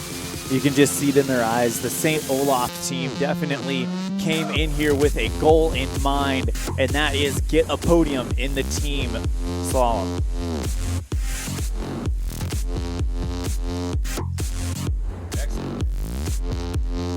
Next up, we'll see Babson's Kendall Sargis on the blue course and St. Olaf's Skylar Ann Senega on the red course. It looks like Senega out to an early lead here. She's just got to ski clean. Here's the tricky part. There you go. No problems for Skylar Ann Senega, and she is going to cruise to victory here. And St. Olaf, as we said, moving forward into the semifinals where they'll take on the Eagles from Incline Village. Our next bracket is Castleton University up against Northeastern University, who had a great performance in the first round against the University of Nevada at Reno to advance to the quarters. But now they're up against the big dogs, Castleton University, as we see Caroline Rettenbacher from Castleton. Maybe I have that wrong. I've got that. No, it's Northeastern. I'm sorry. It's not Nevada Reno. It's Northeastern that they're up against here into the quarters. And so Margaret Skaugen from Northeastern, she wins the first point against Castleton's Caroline Rettenbacher. Rettenbacher had a hard time coming off that hit, and that's what opened the door for Skaugen to kind of come through and take that first point for Northeastern. Now it's Nell Solomon on the red course for Northeastern. Lee Iones for Castleton on the blue course. And it looks like it is just about dead even here. A slight lead for Iones. Iones now still maintaining a small lead, and it looks like Lee Iones for Castleton is going to get a big point to even this thing out. It's Castleton 1, Northeastern 1. Iones is the real deal. She's one of the top skiers in the East. Chris Ader's program out there in Castleton has developed into quite the national juggernaut.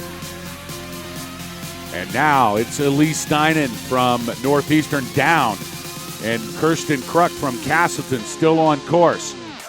So it's going to be an easy ride here for Kirsten Kruk, and Kruk is going to pick up that very important second point for Castleton. Castleton, if they win the next round, will take on the winner of Rocky Mountain College and UConn. Definitely an exciting matchup there.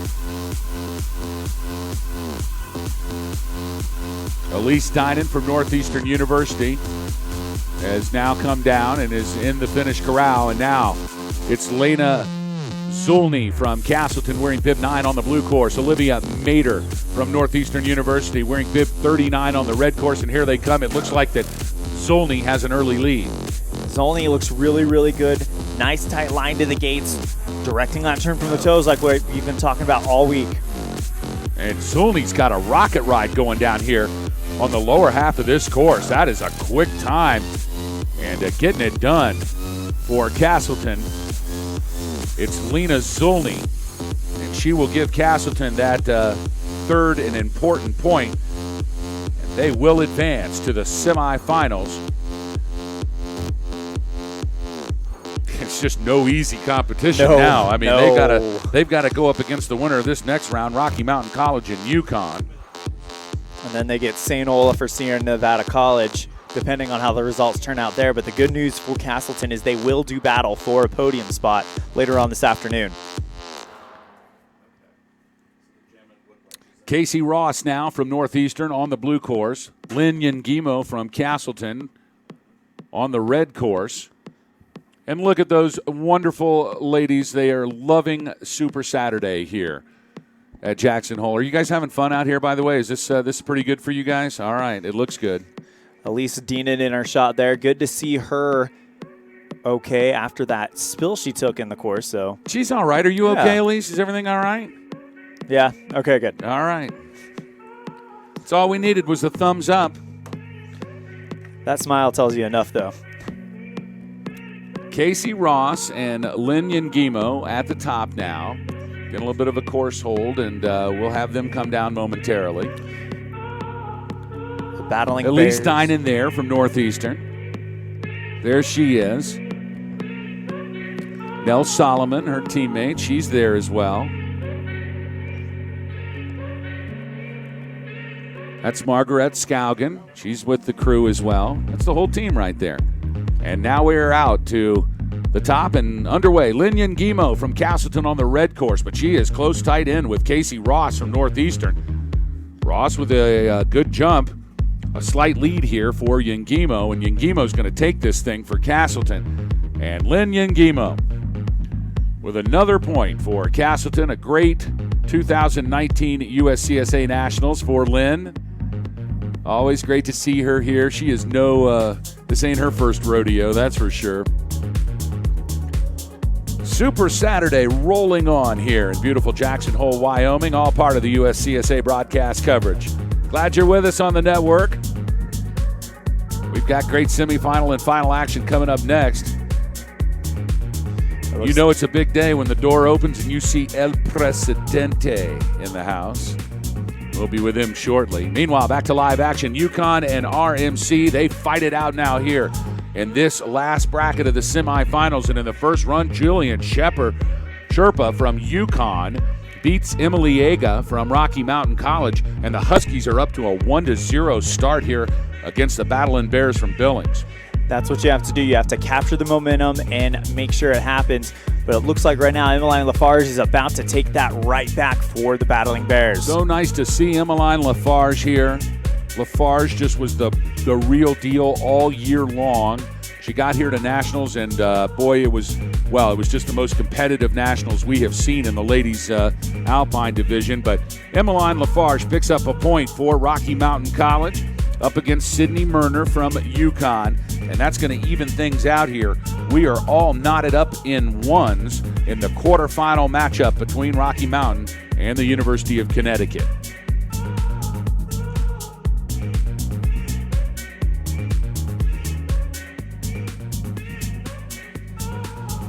Looks like we actually had a false start on the blue course. We did have a false start on the blue course, so this is Emmeline, you're going to need to go back up, all right? You need to take the lift back up and get back in line because I know you don't mind it. Look at her. She doesn't care. She loves it. Oh, and by the way, those are great pants. I want to see those. Are those the sunflower pants? Are you guys rocking the sunflower pants? Yep. Oh, I like those a lot. So Emmeline's going to take her away. She's going to take a lift ride back up to the top. The barn door did not open for I got to see who she was up against. No, they've already reset that. So now back to live action. We're going to take that point away from Rocky Mountain College. And back to live action we are with Lauren Sullivan at UConn on the blue course. Hannah Clancy from Rocky Mountain on the red course. They are just about dead even here. It looks like Clancy might have a slight lead. In fact, she does. And Hannah Clancy is going to pick up that point for the Battling Bears. Rocky Mountain College now 1-1, but we've got a rerun up there. So Lafarge is going to go back up against whoever was stuck in the gate up there, and we'll get that name in just a second. And this definitely shakes things up. It changes the order of things is what it does. And Larissa Sorrell from Rocky Mountain, she's going to come down next on the blue course. She'll be up against Connecticut's Alexandra Marshall on the red course, and here they come. This is the momentum match. Whoever wins this is going to have that point that they need to be one step closer to the semifinals. Good run so far by both ladies. Right now, Alexandra Marshall looks like she has a bit of a lead. How did she handle that jump, though? That's what's going to matter right here. Let me tell you who handled the jump. Larissa Sorrell handled the jump. She was absolutely perfect, and that's why she just won that race. Larissa Sorrell probably handled that hit better than any skier has done so far today. It was absolutely perfect, and she's going to pick up another point for Rocky Mountain. So it's 2-1. Rocky Mountain leading UConn. It's all going to be up to Jacqueline Balch now. She'll be on the blue course for the Huskies.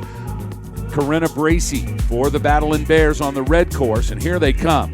Good start by Bracey. This looks like it's going to be all Rocky Mountain College, but look at the speed poured on by Jacqueline Balch. Balch just actually took the lead. Something happened over there to Bracey. I'm not sure what. Jacqueline Balch now is going to take a point home and tie it up for the UConn Huskies, and Balch does it. Wow, Jacqueline Balch overtaking Corinna Bracey from Rocky Mountain College, and Balch got it done when she absolutely had to get it done, and we are knotted up here at 2. It is going to go down to the next race, and that's going to be the rerun that Lafarge just took the lift up on. So we're going to see what the info coming from the starter looks like as to how they're going to handle that. We know that they're going to go and rerun that again, and it's all down to that race. We are down to a 2-2 tie between the UConn Huskies and the Rocky Mountain Battling Bears. We're going to move to men, and then it looks like that we will rerun this final quarterfinal matchup between UConn and Rocky Mountain. One run to go. We will run that immediately once we can get those ladies reset at the top. Wow, 2-2. Rocky Mountain College and UConn. You knew Jerry Wolf and Bruce Diamond were just going to battle this thing out today. And should the Huskies come out on top and eliminate Rocky Mountain, the earth will shake. this will be that would be the upset of the competition. We've already seen quite a few of upsets today. I tell you, I would have thought that 2 years ago. 2 years ago, if UConn had come in and beat Rocky Mountain College in the dual panel slalom, I would have said, man, that's the upset of the day. But this program at the University of Connecticut, led by Coach Bruce Diamond, has come so far, so fast. It is so deep. The recruiting is fantastic. Certainly when you get Bruce Diamond as a coach, Jerry Wolf, Bruce Diamond, you're talking about these are the greatest coaches in USCSA ski racing. But when you put that kind of program together and then you've got Diamond that's taking it the rest of the way, all of a sudden it's not an upset. This UConn Huskies team is part of the permanent discussion here in ladies and men's alpine skiing. It wasn't that way 2 years ago. It wasn't that way 5 years ago. But I'm here to tell you that it is that way right now. There's no doubt about it. We are back underway now. We're going to move on to the men's team competition. This round, it's Nevada Reno up against Rocky Mountain College. And Elias Holman on the red course, James Henderson on the blue course, and Rocky Mountain College taking care of business. Great run by Elias Holman. Holman is going to give the first point to the Battle Bears. They lead now Nevada Reno. Here comes the man, Andras Reich Pogledich. He'll be on the blue course. Ryan Connor from Nevada Reno on the red course. This is a real competition here. Nevada Reno wants to get it done. They have some skills, but Pogledich, laser focused as he's in the box. You want to watch a fun run? Watch this one. Good start by Ryan Connor, but Pogie is definitely laying down the speed right now. Good form, and he's just kind of looks like he's out for a Sunday cruise. He's got his jeans on. I think yeah. Pogie's got his jeans on today, and this is a close race. Pogie on the left, Connor on the right, and Pogie's going to get it done. Andras Reich Pogledich with another point victory, wearing the tight blue jeans. Take a look at those blue jeans. Wow, Pogie. That's the real deal right there. I'm telling you, I couldn't even fit into anything like that. That wouldn't even go around like, oh, that's unbelievable. I tell you what, Coach Wolf is not messing around. First he comes out with Holman, then he comes out with Pogie, and now he's coming out with full set. He's wanting to go 1, 2, 3 and end this thing quickly. Andras Reich Pogledich in his senior year out of Billings, Montana. An absolute honor to watch that young man race. All of the years he's been there. I remember the day that Nils Hochbaum introduced me to him, and it has been a pleasure to see a champion like that in the USCSA Alpine Division.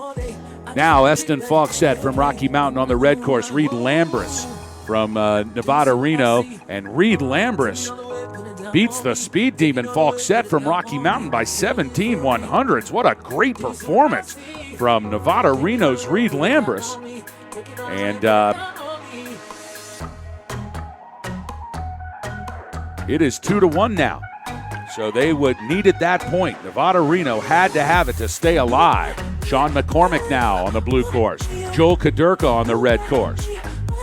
McCormick could end it for Nevada Reno right now. Let's see how he handles the jump.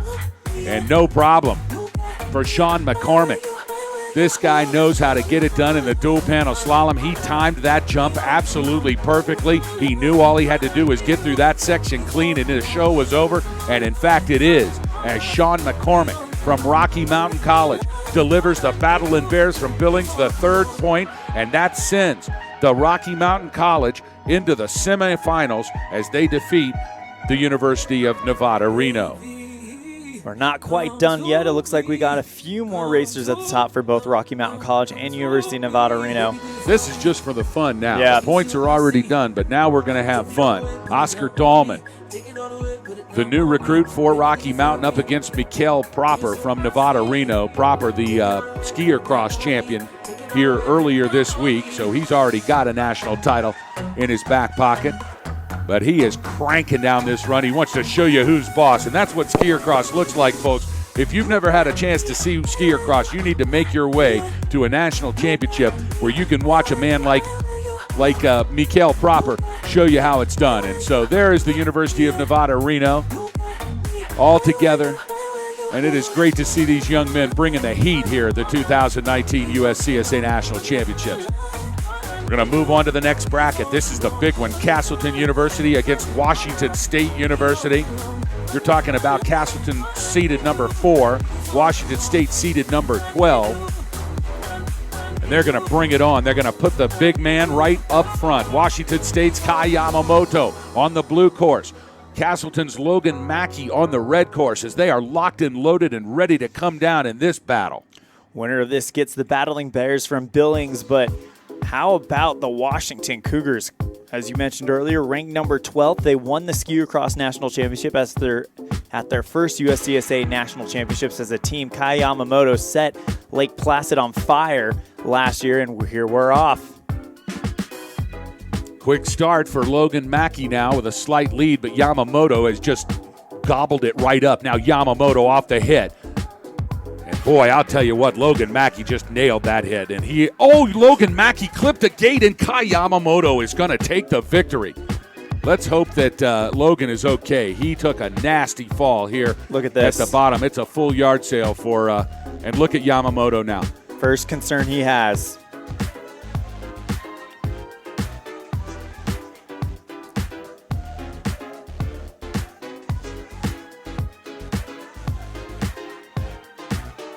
That is sportsmanship, ladies and gentlemen. What you're seeing right now, that's how it happens here at the USCSA. Kai Yamamoto, the Cougar from Washington State University, taking the first point for his team. Logan Mackey from Castleton. Looks like he's okay.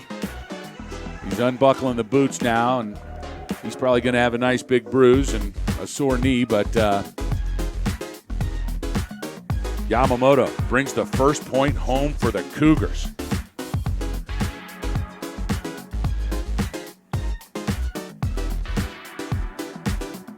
We'll see Sierra Nevada College take on St. Olaf in the next quarterfinal for the men.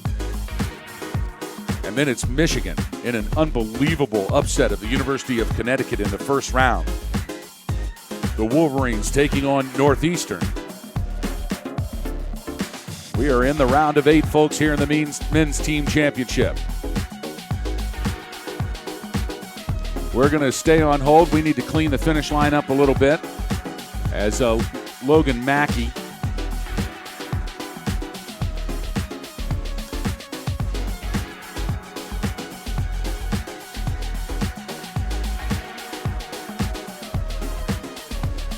Beautiful day here at Jackson, Wyoming at Snow King Resort. A beautiful week we've had. We have been blessed with some of the best weather that the country has seen, and it's been warm, it's been sunny. Bluebird days, severe clear, as my old man would say. Severe clear. That's Papa Olive. Dude, that's a great rap name. Papa Olive? Papa Olive, yeah. What about Lil Papa Olive? What about Lil Ollie? Little Olive. Lil Olive. Like Lil Yachty. It was Little Olive. Speaking of Robbie Rothman. No. The fact that anyone would even suggest you could be Lil Yachty is pretty funny, dude. You are just unbelievably not Lil Yachty. Heck no. Lil Yachty opposite. Oh, my gosh. You're anti-Yachty. Anti-Yachty. Microscopic Yachty. All right, we are on hold here. We are going to see Neil Sheehan from Castleton and Angus Dubendorf from Washington State. They're the next ones to come up. Look, we're in the I'm in a short sleeve shirt now. So much fun I'm having on Super Saturday. Everybody having a good time out there under the blue skies, sunny stuff. I want to get out there. You know what I'm going to do? I'm going to get out there. Oh, yeah? Yeah, I'm going to get out there. As soon as we take the break here, I'm going to go out there. In fact, we've got a break right now. I'm going to take the headsets off. I'm going to take a wireless mic out there. You take the broadcast. You're going to run it from in here. All right, everybody. We are here live at Snow King Mountain Resorts at beautiful Jackson, Wyoming. Currently standing in the middle of the men team official competition here at the dual panel slalom. Castleton versus Washington State. Right now, Washington State's in the lead thanks to a win by one of my favorite skiers in the USCSA, Kai Yamamoto, doing Spokane proud. Looks like we've got the next two skiers loaded up, and it's Neil Sheehan over on the blue course and Angus Dubendorf over for Washington State on the red course. Dubendorf wearing bib number 77, Sheehan wearing bib number 17 as we're still on a hold a good look there at the women's team of Rocky Mountain College. And it looks like we are underway. Good start so far by both skiers. Looks like Sheehan with a big lead as he comes over the hit. Nice job. All he's got to do is keep it together, and it will be a point for Castleton, the team of the East, coached by Chris Ader. And it's now all knotted up at 1.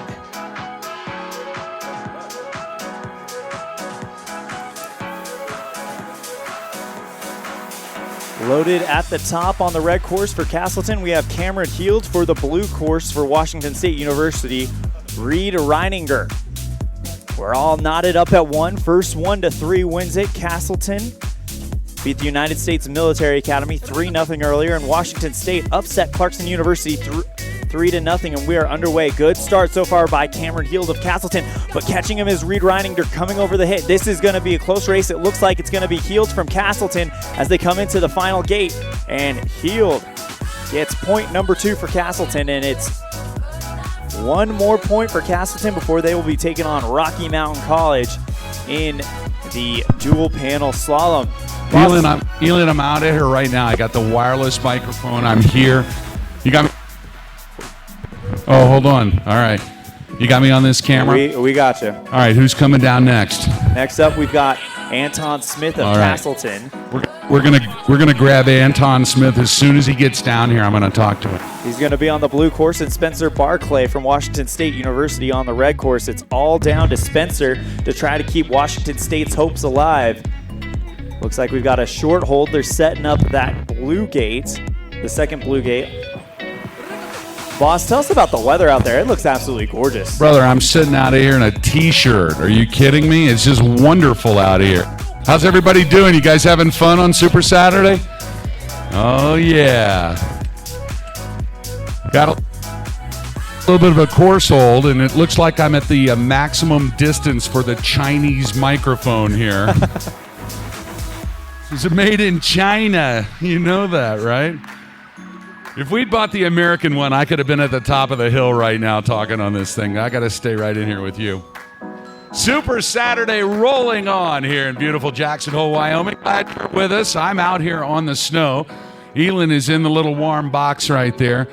But we're having such a good time. I took my jacket off, and now I'm just walking around in my t-shirt. I love it. Waiting for these guys to come down. Who's going to win this thing?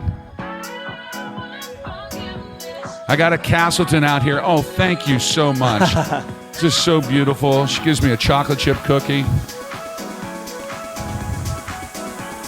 Hey, what's in those cookies? I'm just kidding. All right, just a reminder, we got Anton Smith of Castleton on the blue course, Spencer Barclay from Washington State University on the red course. We should be getting ready to start that any minute now. Looks like they're packing down that blue course, making sure it is as fair as possible, and everybody's ready to go. Score is 2-1 Castleton. Castleton, should they get this point off of Anton Smith, it will take them to the semifinals. So they'll take on the Battling Bears of Billings Rocky Mountain College, coached by the legendary Jerry Wolf. Chris Ader's team, though, got something up their sleeve. Washington State University, what a season they've had. Came into their first USCSA National Championship as a team, and on day one walked away with the 2019 USCSA Men's Ski Across National Championship. Beautiful Super Saturday morning here in Jackson, Wyoming. Well, technically, I guess it's still morning for about 5 more minutes. The time is 11:56 local time. And boss, what's the atmosphere out like out there? I guess we have lost him temporarily. Oh, there he is. So Elin, you know that Dale Solichuk is a coach as well, right? Oh, yeah. But we never talk about him, do we? No, we don't. He's like the quiet coach. He's very quiet. You don't know when he's in the room, but you know when he's left the room, don't you? Yeah. You see? You don't know he's in there, but when he's gone, it's like, where the heck is Solichuk, right? Uh-huh. Where is he? So we always talk about, where is he? See, he won't even look over here. He's afraid I'm going to walk over there and stick a microphone in his mouth is what he's worried about. Look, he knows. I won't do it, I promise. All right. You're older than me. You get to boss me around, all right? All right, back to live action. We are underway with this race. A tight race going on so far. It looks like Spencer Barclay with an early lead, but Anton Smith trying to carry the speed down, and I think Barclay got it. Yes!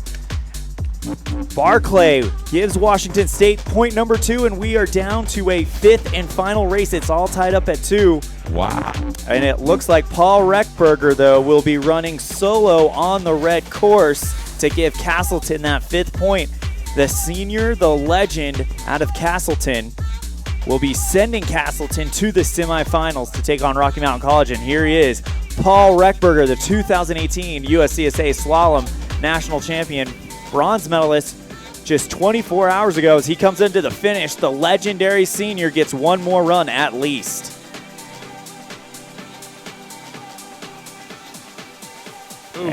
Paul is? Paul. He's just a sophomore? Really? He's as big as, like, he's the biggest skier I ever saw.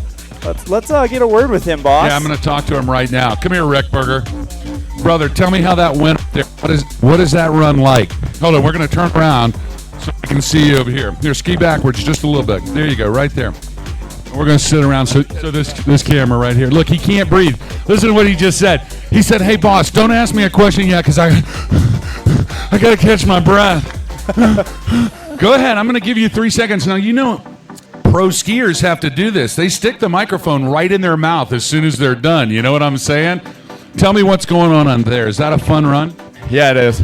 It's dope. On the skiers left course, right course, third gate is kind of struggle, but other than that, it's fine. Dude, you didn't have any problems, and you're like 7'4", 7'8", the afro. So that's good stuff. Congratulations. Always fun to see you ski, man. Paul Reckberger, ladies and gentlemen, back to live action up on the hill. All right, live action. We have Luca Gobek versus Alexander Harris. Harris from St. Olaf gets the first point by beating Luca Gobek, and now we have Tobias Macedo taking on Cole Lyon, and it looks like Macedo just might give St. Olaf College a 2-0 lead after 2 races. St. Olaf, has it right now, and they are looking very, very good right now. Remember, it's the first 1 to 3 wins, and should St. Olaf knock out Sierra Nevada College, it will be a celebration. On the blue course from St. Olaf, we have Benjamin Myers. On the red from Sierra Nevada, Vidar Whitting. And they're started right now, really close race as they both hit the jump, and it looks like they are neck and neck, but sliding out is Vidar Whitting. This is unbelievable. Benjamin Myers is going to get the 3rd point, and it's going to be a victory for St. Olaf. St. Olaf is moving on to the semifinals. Boss Hogg, have you ever seen anything like this? This is unbelievable. I want to talk to this man right here. You just took your team to the semifinals right here. That's a hell of a run. How'd that feel?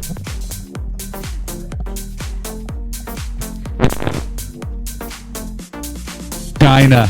Yeah, China. That's what it is. I got to stand over here. I'm going to do them right here. St. Olaf, man, what an incredible performance from these guys, Elin. Absolutely, and now we have Anton Waller in the tutu coming down on the blue course. It looks like they had Ian Taylor from St. Olaf loaded up, so we might have another situation where we had a false start. But the tutu dancer twirling and spinning his way down the mountain for Sierra Nevada. Man, it is fast and furious out here. Elin, I'm going to come back in here with you because I want to watch this stuff on the monitor. It's a great view, boss, that is for sure. On the red course for Sierra Nevada, we have Adrian Romberg taking on Zachary Slaviro. On the blue course, St. Olaf with 3 points already is moving on to the semifinals. And you know what? We are getting into some historical stuff, and it wouldn't be the same without the legendary voice of Boss Hogg. Well, it's China. That's the problem. It's just about this microphone. It came from China. I told them to buy one made in Indiana, and they bought one from China, and that's what you get. You get what you pay for. You really do. I mean, if you want a 50-inch flat screen TV, then you go to China. But if you want a good microphone, you need to buy one in Indiana or Michigan or something like that. Anyways, back to live action now. Thank you very much, by the way. That was great. I enjoyed that. Speaking of Michigan, we are now moving on to our next matchup featuring University of Michigan taking on Northeastern Boss Hog St. Olaf. Moving on to the semifinals now. Is that the upset of the day? Well, it certainly was unexpected. I mean, you're talking about the number 2 team, the Eagles from Incline Village, Sierra Nevada, taking on the number 7 team. So it's not that far out of round. It happens in basketball like that quite often. But what a great performance from St. Olaf. I mean, they have to be so proud of their program, and Sierra Nevada gave it everything they have. And they have won this thing many times before, so Sierra Nevada knows what it feels like to stand atop the podium in this men's division. But St. Olaf does not. They have not stood atop the podium in the dual-panel slalom before for the men. And now they have a real opportunity to do that as they move ahead. They're going to take on the winner of this Michigan Northeastern battle as we've got Rocky Mountain, Castleton, St. Olaf, and now let's find out who's going to be the 4th. Well, live action, we just saw Michael Resnick from Northeastern take on Killian Kosick and get that point for Northeastern. Now, Joe Weber from Michigan on the red course and Damian Kosick from Northeastern on the blue course. Northeastern off to that important 1-point start. I mean, every run so important, but that first point is always the one you want to try to get under your belt. Joe Weber from Michigan is going to try to even it up here. He's going to be skiing on the right side on the red course. And Damian Kosick from Northeastern on the blue course. I mean, he could literally put Michigan in a real jam here. You go down 2-0, and I mean, any kind of problems going forward, as we just saw. I mean, that's what happened to Sierra Nevada College. Vitor Whitting.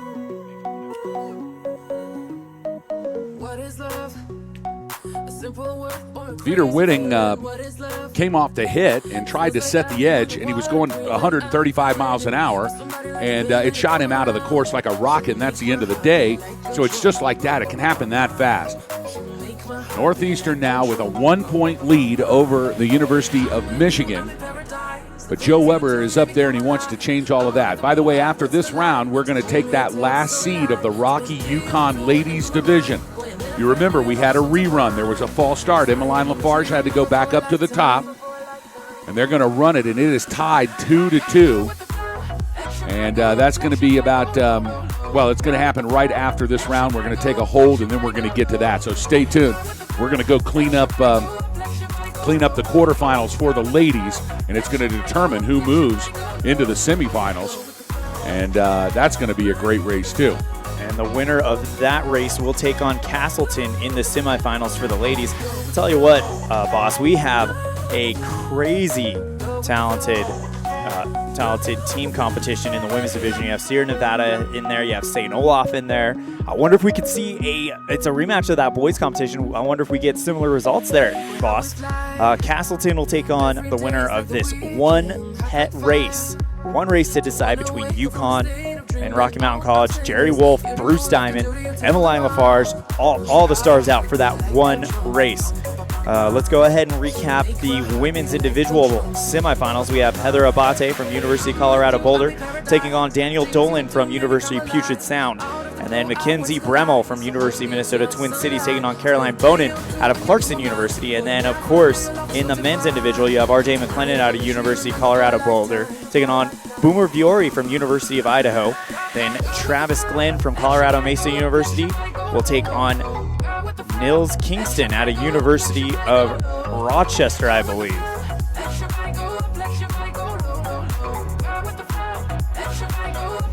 Look at Elon Olive getting his chops on, man.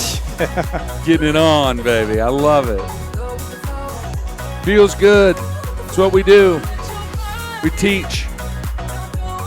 And it looks like we're underway here in the second round of this Michigan Northeastern competition. Over the head wall on the left, it's Damian Kosick from Northeastern. Joe Weber's got to get it done for Michigan here.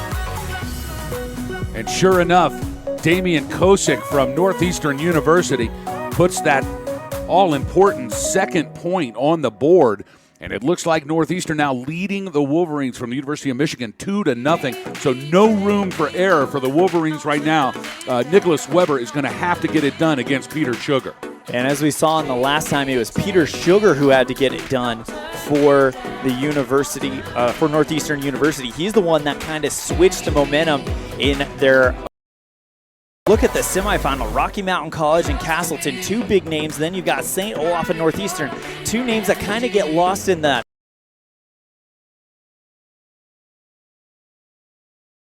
Some stuff in the gas tank we haven't seen yet this week. I got to tell you, I look at this St. Olaf Northeastern matchup, and both of these thing. We'll find out. It is set.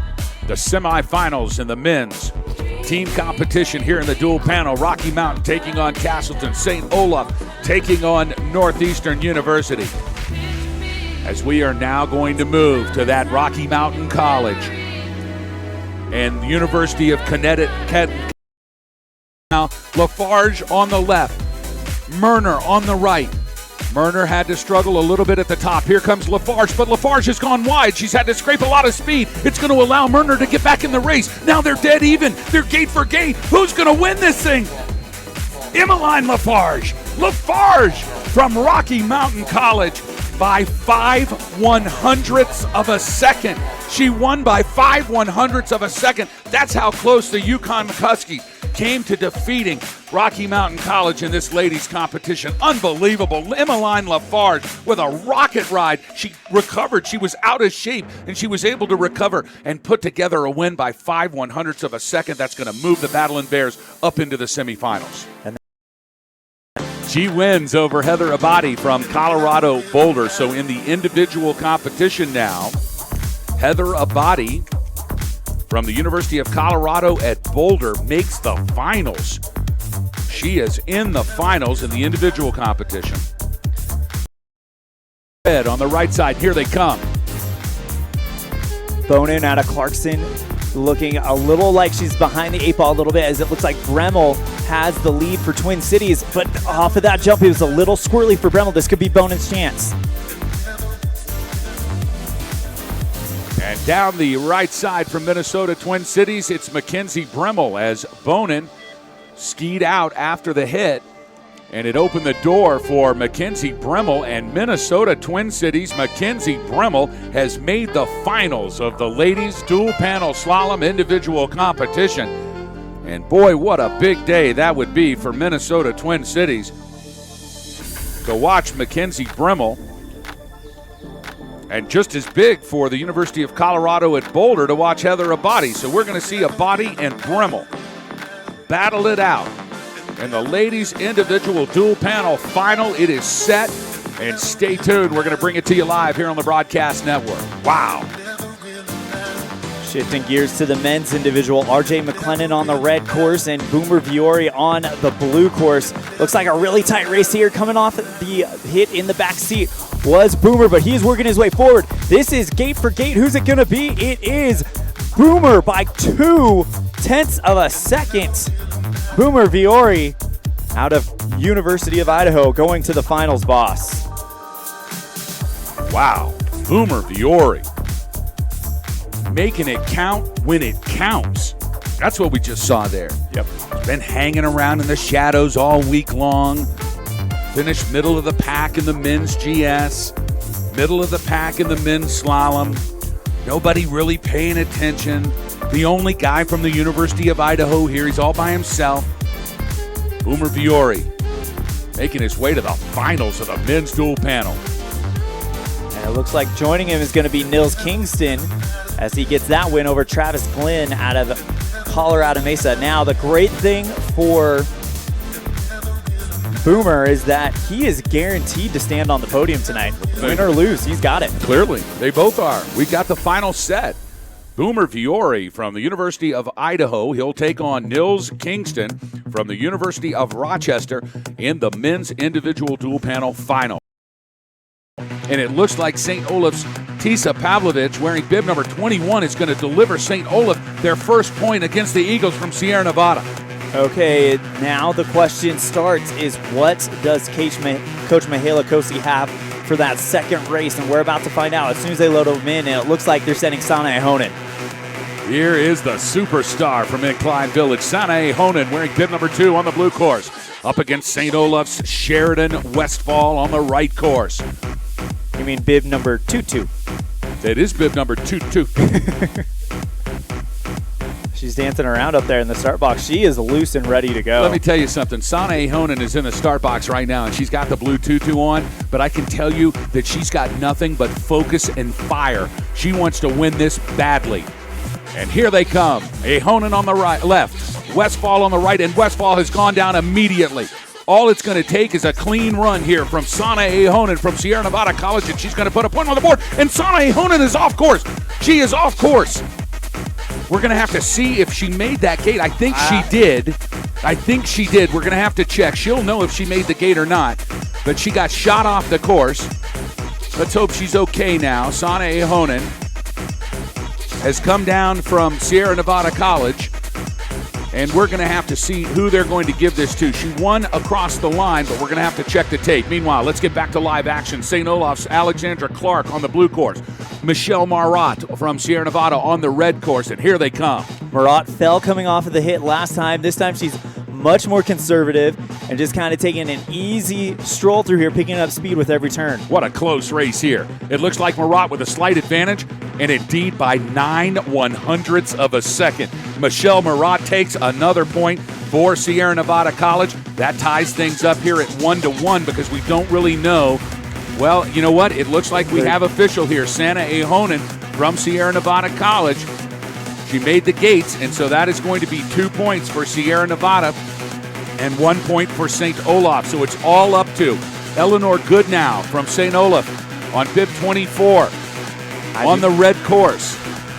I don't envy who she has to do this against. Ava Yazbek has been lights out this week.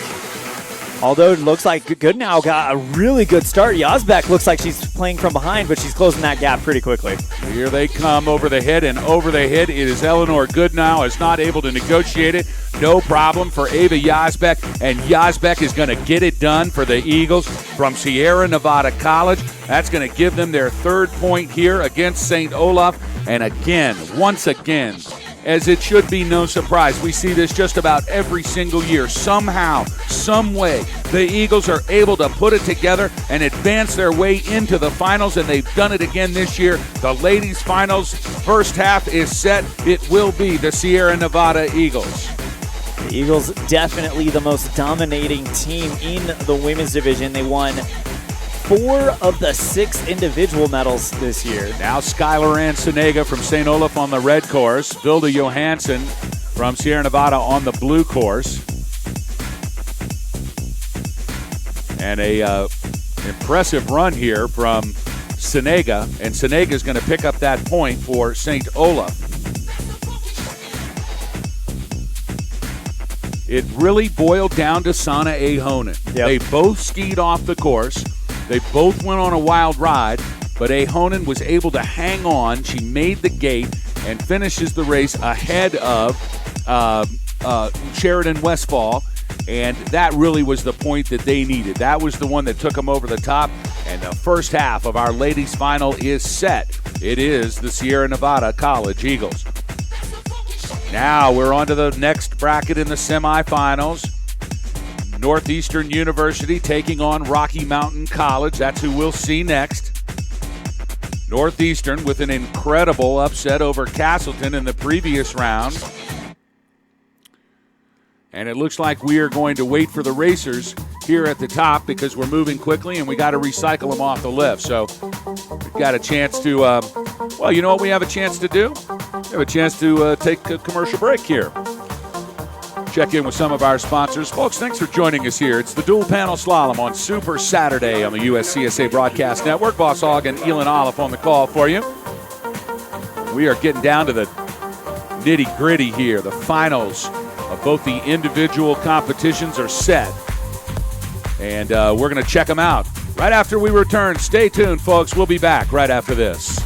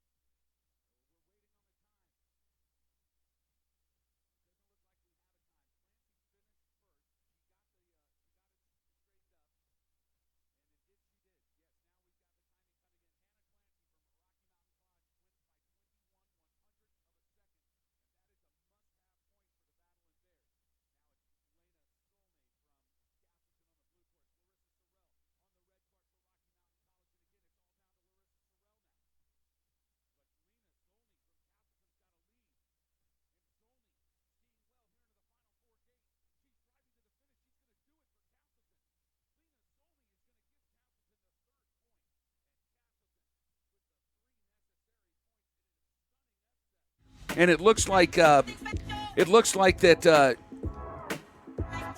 is the third point. Castleton will defeat Rocky Mountain College and move on to the finals against Sierra Nevada College. Really strategic racing there for Chris Ader's team. Has a team in the finals, and we got our number 1 seed and our number 2 seed in the finals, boss. Well, I'm glad we had all of the technical difficulties right here in the women's finals. Send them as fast as you can, folks. Please do.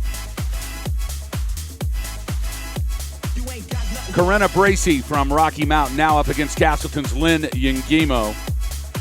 But it's just for show. Final, or GS earlier in the week, and now it looks like Yangimo has a pretty good lead, comes off that jump well, but Corinna Bracey trying to shut it down, but it's going to be not enough real estate for Yangimo. She will get that win, and Castleton will take a 4-1 victory over Rocky Mountain College. I'm telling you, Elon, this is what's happening. We're seeing these programs. They're coming strong. They're coming from the East. It's always been a dominating performance here at Nationals by Rocky Mountain and by Sierra Nevada College. But as we can see in this team dual panel competition, there are schools coming from all over the place. St. Olaf wants to be a part of the picture. Northeastern wants to be a part of the picture. Babson. We'll look at UConn. University of Wisconsin-Madison. I mean, take a look at some of these names that we never really see inside this. To take the first point here for Castleton. Now it's Andras Reich Pogledich on the blue course. Neil Sheehan on the red course. Rocky Mountain left, Castleton right. Castleton leading this men's semifinal. 1-0, and here they come. It's Pogge on the left. It's Sheehan on the right. And a good, clean run for Pogge. Sheehan wasn't able to negotiate the jump, and this one's going to belong to the Rocket himself. That's Andras Reich Pogledich from Rocky Mountain College bringing in the gold on point for Rocky Mountain. And that even point for Rocky Mountain College. And Elon, that puts the pressure on Castleton University as Cameron Heald struggled off the hit. Castleton ranked number 4 coming into this. Rocky Mountain, of course, the top-ranked team. Rocky Mountain trying to get to that final, trying to win another dual panel slalom national championship. 2-1, Rocky Mountain College over Castleton, and now what a run by Castleton. They had an amazing year after the historic victory by Paul Reckberger. And speaking of Reckberger, we are about to see him take his final run of 2019, boss. Oscar Dahlman on the blue course. Paul Reckberger on the red course. And by the way, Reckberger is not a senior. That's ridiculous. He's not a senior. He's huge. He's the largest sophomore ever to go to college. There's no doubt about it. That means he won the championship when he was a freshman. That's exactly what it meant. And I did not know that. I should have known that, and I didn't. Here it is, Reckberger on the right. Oscar Dahlman on the left, and Dahlman wins by 2/100ths of a second. 2/100ths of a second is the difference between those two men right there. And Dahlman brings the first point in. Or check that, adds another point to Rocky Mountain. Tell you what, knowing what we now know about Reckberger, he is going to be a name we talk about for a few years Absolutely. now. Why did I think he was a senior? I'm so glad he's not. I know. I mean, look at the division we have coming up. We've got him, Folkset. We've got all sorts of things going on. Now moving on to St. Olaf and Northeastern. It's Harris for St. Olaf in the blue course. Resnick from Northeastern on the red course, and this thing's even. Who's it going to be? Oh, and it looks like that Alexander Harris from St. Olaf wins by 6/100ths of a second. And that gives St. Olaf their first point here against Northeastern. Now, Damian Kozak on the blue course for Northeastern. Tobias Macedo on the red course for St. Olaf. They are ready to come down here. Northeastern needs to try to even it up here, so the pressure on Damian Kozak as they are set and locked in the box. Tobias Macedo, one of the big guys that came through for him in the quarterfinal matchup against Sierra Nevada. And out of the box they come. Early lead for Tobias Macedo. But it looks like Kozak has caught up here. Now it's about who comes off the. Oh, and boy, this one's even right off the jump. Anybody's race here. It's Kozak. It's Macedo. Who's going to hit the line first? Macedo does by 16/100ths of a second. And St. Olaf picks up the second important point here in the men's semifinals. It's just going to take one more point from St. Olaf, and they are going to advance to the finals against Rocky Mountain College in this men's dual panel championship. But the good news for Northeastern is Peter Sugar, the man that has been getting it done for them all day out there in that dual panel slalom course, is going to be the guy that they need to get this point in order to keep St. Olaf from the finals.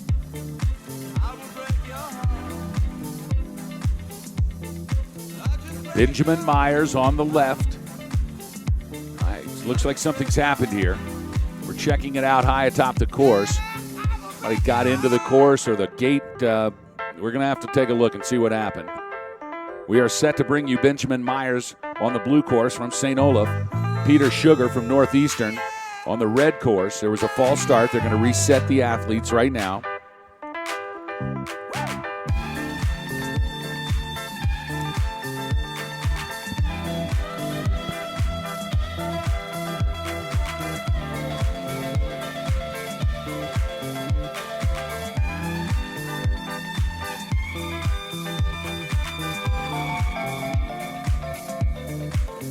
And we're underway here. It's Benjamin Myers from St. Olaf on the left, Peter Sugar from Northeastern on the right, and it looks like Myers has got a commanding lead here, and he's going to get it done. Benjamin Myers punching the stripe for St. Olaf, wearing pin number 38, and guess what? That is the third important point that St. Olaf needed, and they will advance to the finals against Rocky Mountain College here in the men's dual panel slalom. What a performance. What an entire bracket here for St. Olaf. I mean, they're giant killers. They started off against Colgate University. Colgate in 10th seed, St. Olaf in 7th seed. They beat Colgate. Then they go up against the number 2 seed, Sierra Nevada Eagles. They upset the Eagles in the quarterfinals. Moving on to the semis where they meet Northeastern University. Now they've beaten Northeastern, and all of a sudden, St. Olaf Alpine program is in the finals for the men's dual panel slalom. I'm telling you, it's just unbelievable. Congratulations, St. Olaf. They're getting ready to take home the hardware. They're guaranteed at least the second place podium, but they don't want that. They're not even thinking about that. I mean, they want to come out and be the real giant killers and take Rocky Mountain down a step. Now, there's one problem with that. It's called 5 guys on the Rocky Mountain College ski team. This is going to be a war, folks. The men's final is set. Rocky Mountain College against St. Olaf. Stay tuned. Looks like this race is just for fun right now as we have Zachary Slaviro out of St. Olaf on the red course and Kyle Wyrather from Northeastern on the blue course. And a victory for Wyrather, so he'll get Northeastern a point. But damage done, St. Olaf into the finals. That's what the Red Sox said all season. Damage done when they won the World Series, right? Exactly right. Are you a Red Sox fan now? I've actually always kind of admired the Red Sox. Of course you I'm have. a fan, but I've admired. Should admire Tom Brady and the Patriots, too. I respect. I don't know if I admire him, Oh, though. that's ridiculous. Sit back, folks. We are ready to bring you the live coverage of the finals of the ladies' individual dual panel. It'll be between Heather Abadi That's not right. and Mackenzie Bremmel. I don't know if this is Mackenzie or Caroline Bonin. It has it listed here as Caroline Bonin. I thought Bremmel had won. We're going to take a look at that, but yes, it was Mackenzie. Oh, check that. It looks like we're doing the third and fourth. I'm not sure.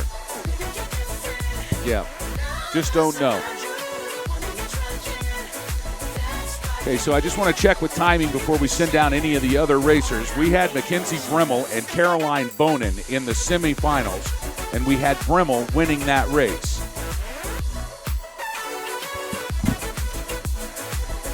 And they're off. It looks like we have we're having a little bit of a tough time telling who is who right now, but We're going to wait till they get down. We'll see who comes across first. The timing system tells us that Mackenzie Bremmel from Minnesota Twin Cities against Danielle Dolan. We had it set up a little different on our bracket, so let's see what the...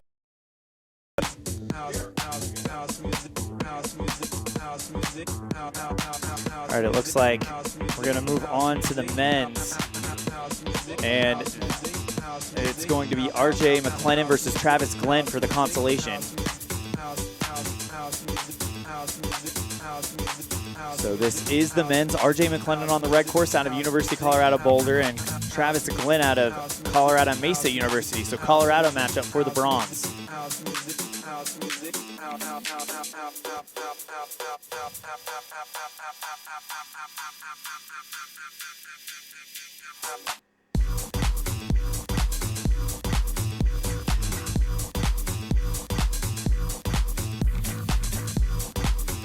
Looks like we're set to bring you now the consolation men's, the consolation heat. So this is for third place of the men's individual competition.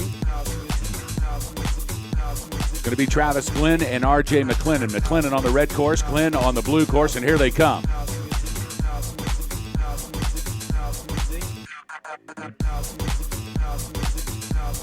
They look head-to-head as they enter these final few gates.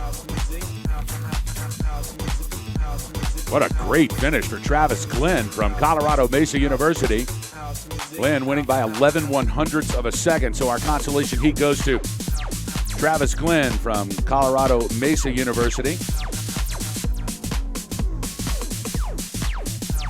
Now the big heat for all the marbles. This is the men's individual dual panel finals between the University of Idaho's Boomer Viore and the University of Rochester's Nils Kingston. They are set in the box and ready to go, and here they come.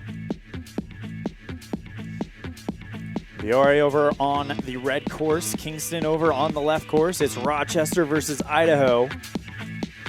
One of these two men will stand high atop the podium and be our 2019 USCSA individual dual panel slalom national champion. Here they come. Looks like Travis Glenn or Nils Kingston had a good start. They are just about dead even here. It's Kingston on the left, Viore on the right, over across the jump. And he's been able to save himself. Boomer Viore went on a wild ride, but it took all the speed, and Nils Kingston's going to do it. University of Rochester's Nils Kingston. He has won the 2019 USCSA Men's Individual National Dual Panel Final. What a great performance from Nils Kingston from the University of Rochester in his final event here in this 41st annual running of the USCSA National Championships, and the day belongs to Nils Kingston, winning his first USCSA National Championship here in the men's dual panel slalom. What a great day for Nils Kingston, the mechanical engineering major from the University of Rochester. Hometown is Bristol. This is his second USCSA National Championship. Congratulations to our 2019 USCSA Dual Panel Slalom National Champion. Now we're going to move on to the consolation finals for the... No, check that. We are on to the team competition now. And these are the big dogs. This is Rocky Mountain College versus St. Olaf for the ladies' final in the team championship, and we are off. Nope, check that. What? It's the...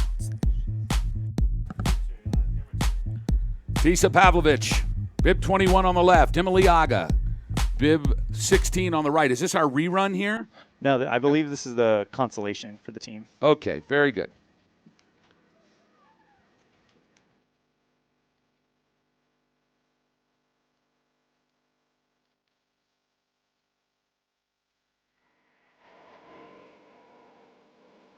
All right, so that first victory goes to Tisa Pavlovich for St. Olaf. So they will get the first one. Sheridan Westfall from St. Olaf on the red course on the right.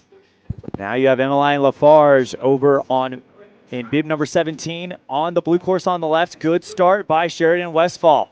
Westfall really working those skis out, and now here comes Emmeline Lafarge. Lafarge is ahead at the hit. Lafarge cruising down the mountain, trying to get that first point for Rocky Mountain College and tie it up. It's going to be close, and it is Emmeline Lafarge.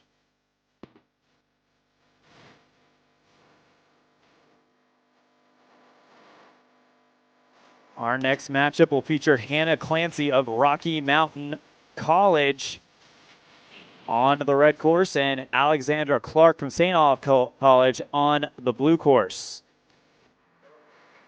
And they're off. It looks like we're underway. Early lead for Hannah Clancy from Rocky Mountain College, but it looks like that Alexandra Clark is making it up quickly and now coming over the hit. They are dead even off the jump. Dead even here with 5 gates to go. This is anybody's race. Clark on the left, Clancy on the right. Who's it going to be? It's Alexandra Clark by 18 100ths of a second. So that puts St. Olaf up by 1 point. They lead Rocky Mountain here in this consolation final 2-1.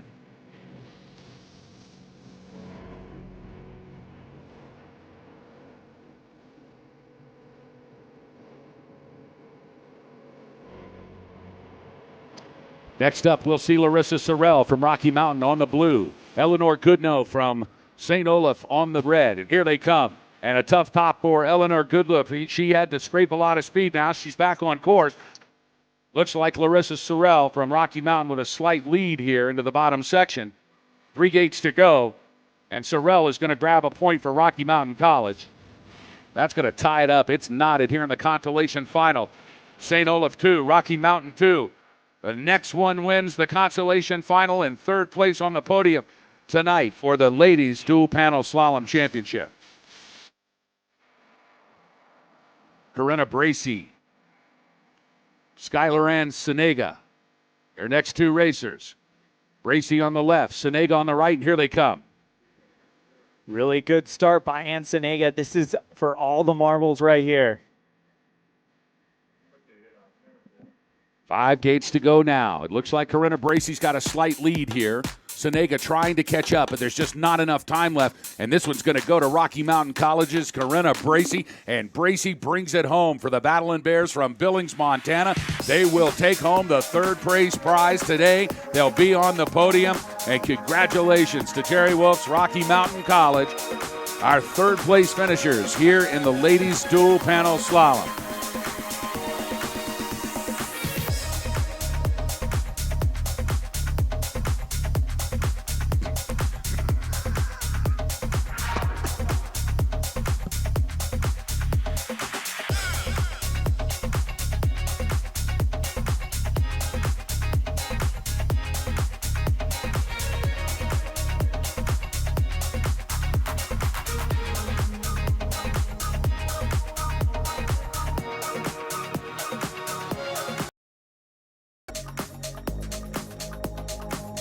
Between Sierra Nevada College and Castleton.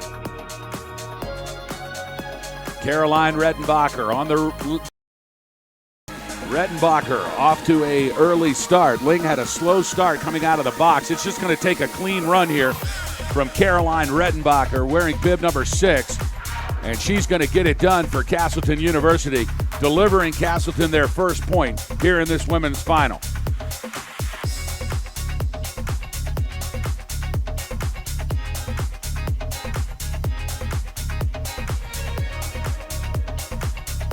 So Castleton up by 1 now. Sanae Honan in the box. Honan slowly closing that gap as she passes her right before the hit. And Sanae Honan has got a rocket ride going here, but she had to scrape speed. Now she's slowed down. We'll see if it's enough, and it is enough for Sanae Honan from Sierra Nevada College, picking up that extra point for the Eagles. So we are all tied up 1-1 here in the ladies' finals of the dual panel slalom.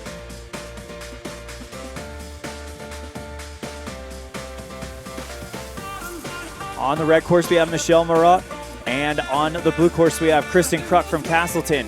Marat doing a great job out there for Sierra Nevada with a huge lead coming off that hit. This is going to be a very good point for Sierra Nevada College. Kruk trying to bring in the speed, but she's not going to have enough time, and it is a point for Sierra Nevada. Michelle Marat getting it done for the Eagles. He puts them up 2-1 over Castleton.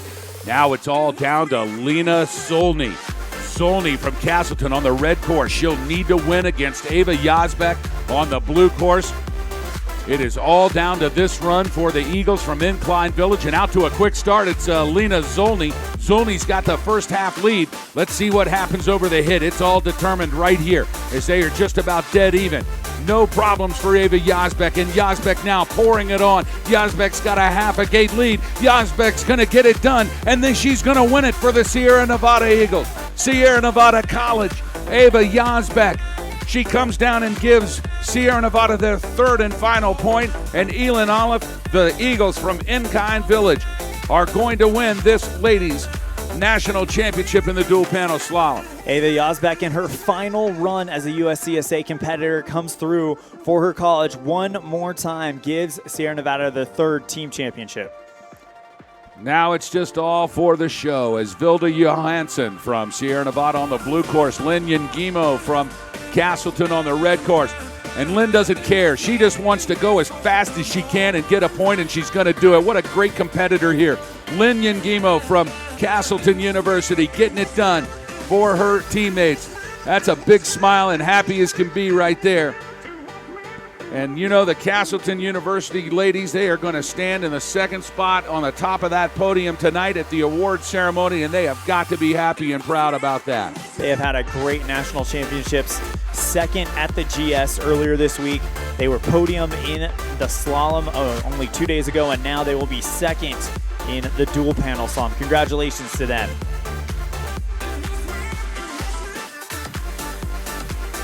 Now we're going to run the consolation heats for the men, or is that what we're going to do? Consolations next. It's going to be Castleton versus Northeastern for third place.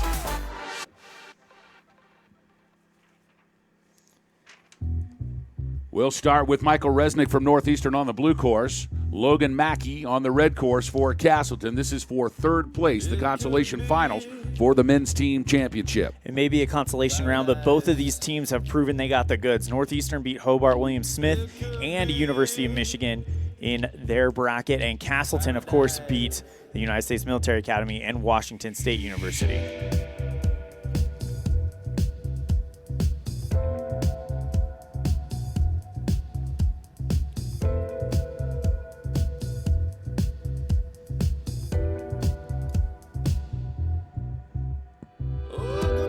And here we go, Resnick on the blue course, Logan Mackey on the red course. And now it looks like Logan Mackey. Oh, what a jump there from Logan Mackey. Logan Mackey just nailed that hit right there. Nobody's going to get by him. Logan Mackey's going to take this one. And he'll pull a point in for Castleton University here in the consolation final. So Castleton leading by 1 over Northeastern. Neil Sheehan now on the blue course for Castleton. Damian Kozak on the red course for Northeastern. They are set to come down now. Right after this, we're going to bring you the men's big final. Stay tuned as Damian Kozak takes an early lead over Neil Sheehan from Castleton. Kozak on the right, Sheehan on the left. And a good run here for Damian Kozak from Northeastern University. Looks like he's going to tie this thing up, Elin. He definitely does that. Great run. That hit, the line he took over the hit was probably the difference there. What a run by Neil Kozak. Now it's Peter Sugar on the blue course for Northeastern. Cameron Heald on the red course for Castleton. All knotted up ones now, 1 point apiece. The first of 3 wins this consolation final. They are in the box and set to go. It's Sugar and Heald. Sugar for They're ready. Sugar for Northeastern, very familiar with this position. He has been in it all day today, trying to be the man to swing the momentum in favor of Northeastern University.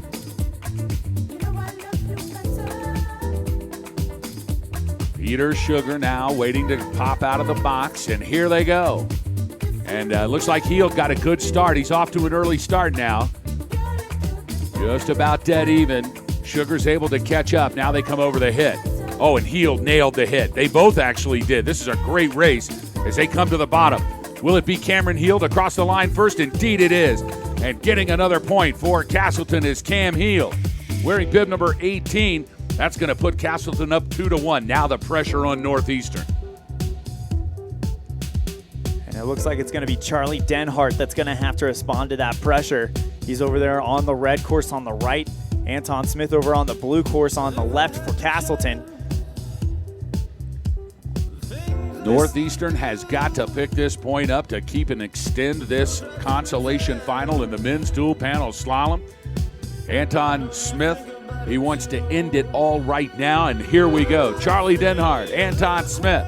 Tell you what, boss, Denhart had a great start, but it looks like Smith is going to eclipse him at the hit. Absolutely nailed the hit, Smith did. This is a great run from Anton Smith from Castleton, and it looks like he is going to bring home the third place victory for Castleton University. Anton Smith with the third point, and that is going to send Castleton to the podium tonight. They are going to pick up the third place prize for this men's dual panel championship.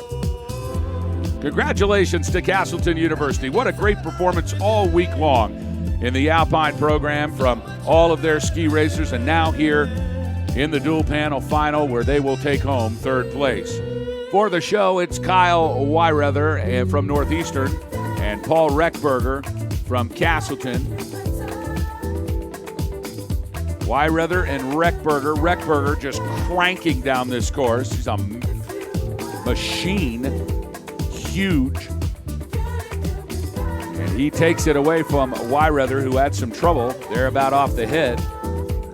He went into the side fencing there. We're going to take a look, make sure he's okay. Alexander Harris now on the blue course. Elias Holmlin on the red course. And it looks like we are moving on now to Rocky Mountain and St. Olaf, which is our championship final. We are set. You ready for this? Oh, it's going to be great. Here we go. St. Olaf's Alexander Harris on the blue course. Rocky Mountain's Elias Holmlin on the red course. As they get set, ready to come down here. The first of three wins the national title in the men's dual panel slalom. It all boils down to this moment from Jackson Hole, Wyoming. And boss, it could very well boil down to this race in my mind. Alexander Harris has to win this first race because I don't know if St. Olaf has the firepower to match Pogge and Folksett. We are ready to go here as they're going to load them in the box now. Harris on the blue, Holmlin on the red.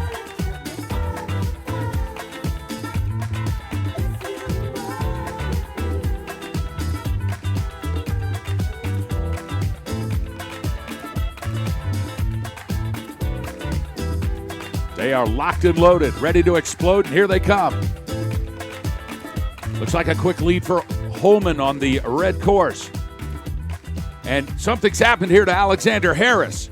Elias Holman from Rocky Mountain College is going to run away with this thing. Holman missed a gate, and Rocky Mountain College is going to pick up an important point right now. What a great run for Elias Holman from Rocky Mountain, wearing bib number 1, and that is going to give Rocky Mountain the first point. The first of three is going to take home the title here, and Elias Holman has done it for Rocky Mountain College. Now it's Andras Wright Pogledich, wearing bib 2 on the blue course.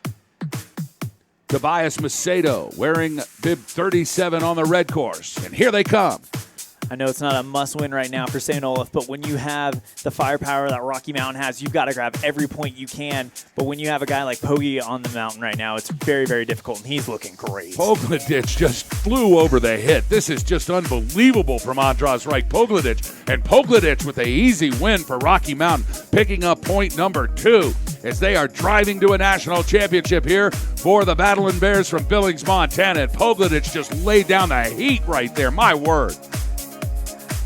Impressive victory so far for Rocky Mountain if they can get Esten Folksett to the line before Benjamin Meyer, and that's what it's all going to come down to, boss. It's like we said at the very, very beginning of this matchup, St. Olaf had to get a point early because Rocky Mountain is just so loaded. Jerry Wolf has the craziest team that we've seen in a while. Here we go. Folksett on the right, Myers on the left.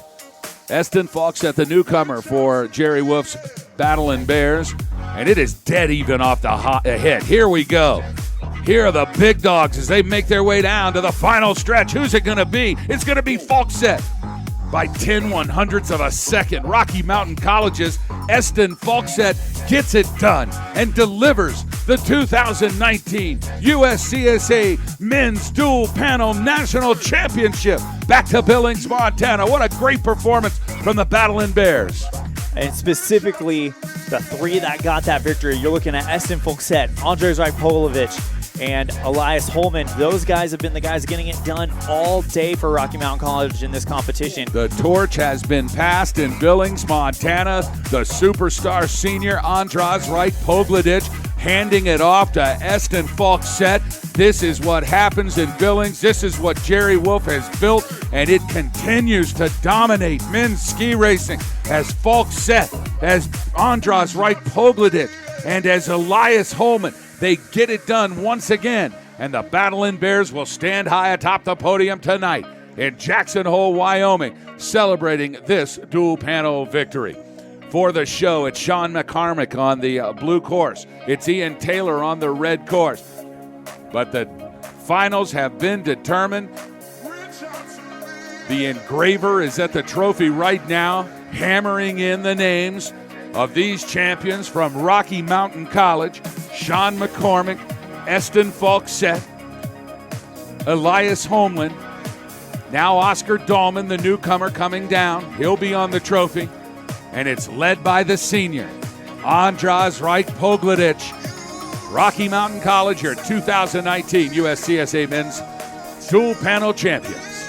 And a victory lap coming up for Oscar Dahlman. It's kind of a full circle for me. When I talked to Jerry Walsh before the season began this year, he mentioned Oscar Dahlman as one to watch and one of the first names I heard this year, and he'll be the last person I watch this season. Look at Oscar Dahlman. This kid has got real skills.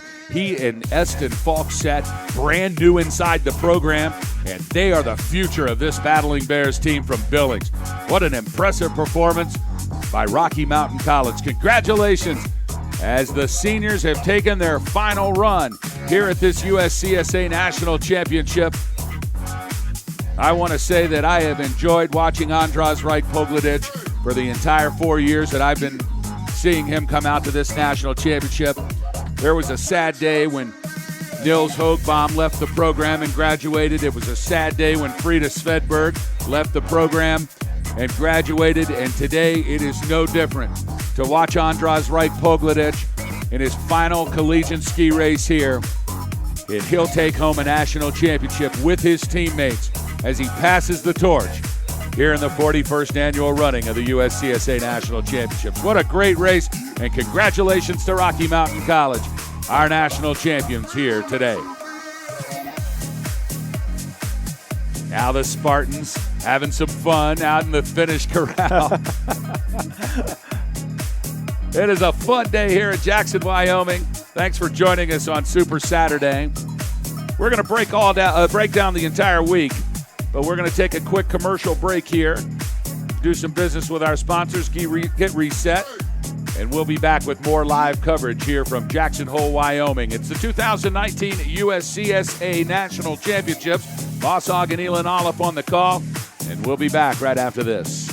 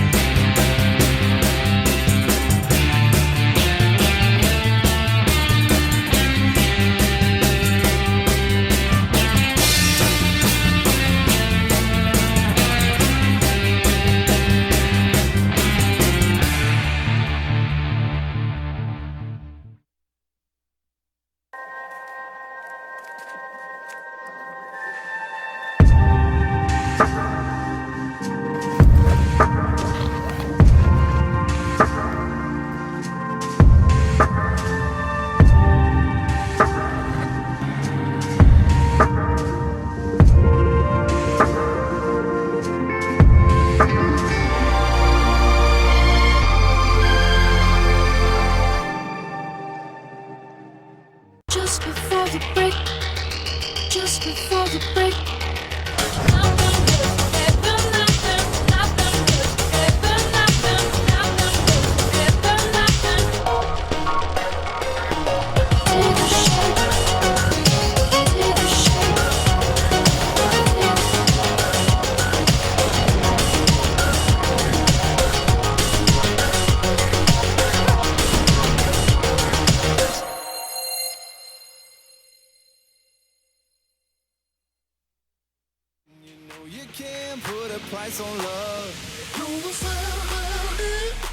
And welcome back, ladies and gentlemen, to the 2019 USCSA National Championships, presented by the Jackson Hole Travel and Tourism Board. Glad you're with us here on Super Saturday.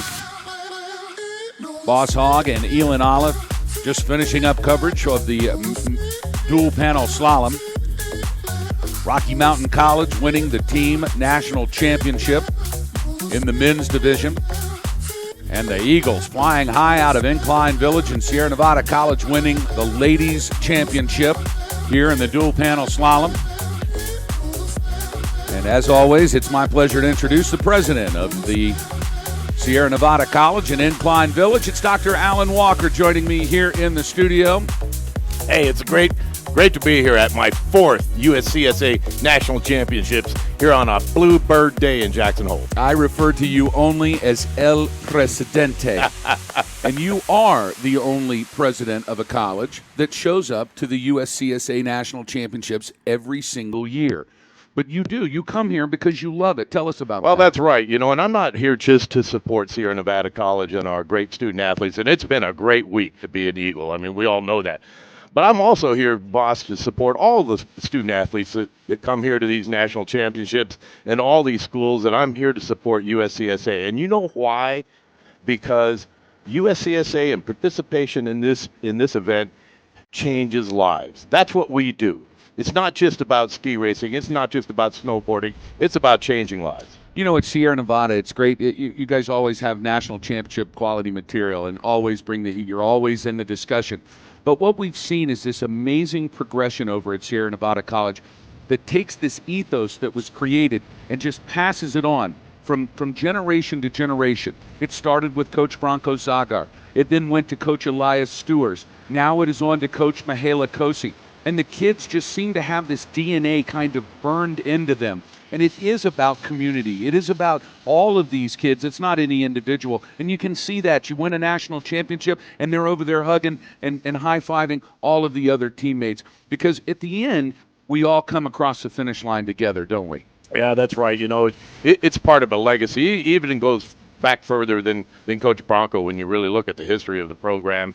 And you know, it'll continue on. Like you said, it's in the DNA of the institution now. It's just part of who we are. Isn't it great to see, although it's more competition for the Eagles, isn't it awesome to see these other colleges have a little bit of success and watch that success evolve into greater success, and all of a sudden you've got schools like University of Connecticut, like Babson, like Castleton, that are now part of the permanent discussion in championship racing. It's all because it started with this one kind of insert of DNA, and it has grown and evolved into something that now puts everybody in the mix. That's right, and it's only going to help all the rest of the schools who've been the core part of this too. I mean, it helps us all to see this level of competition to continue to improve. And you know, I got really excited earlier today when I heard my alma mater getting called out. University of Idaho. There's a young man here who skied his heart out. He's a vandal. I'm going to go find him later on tonight. You can bet on that. I love it.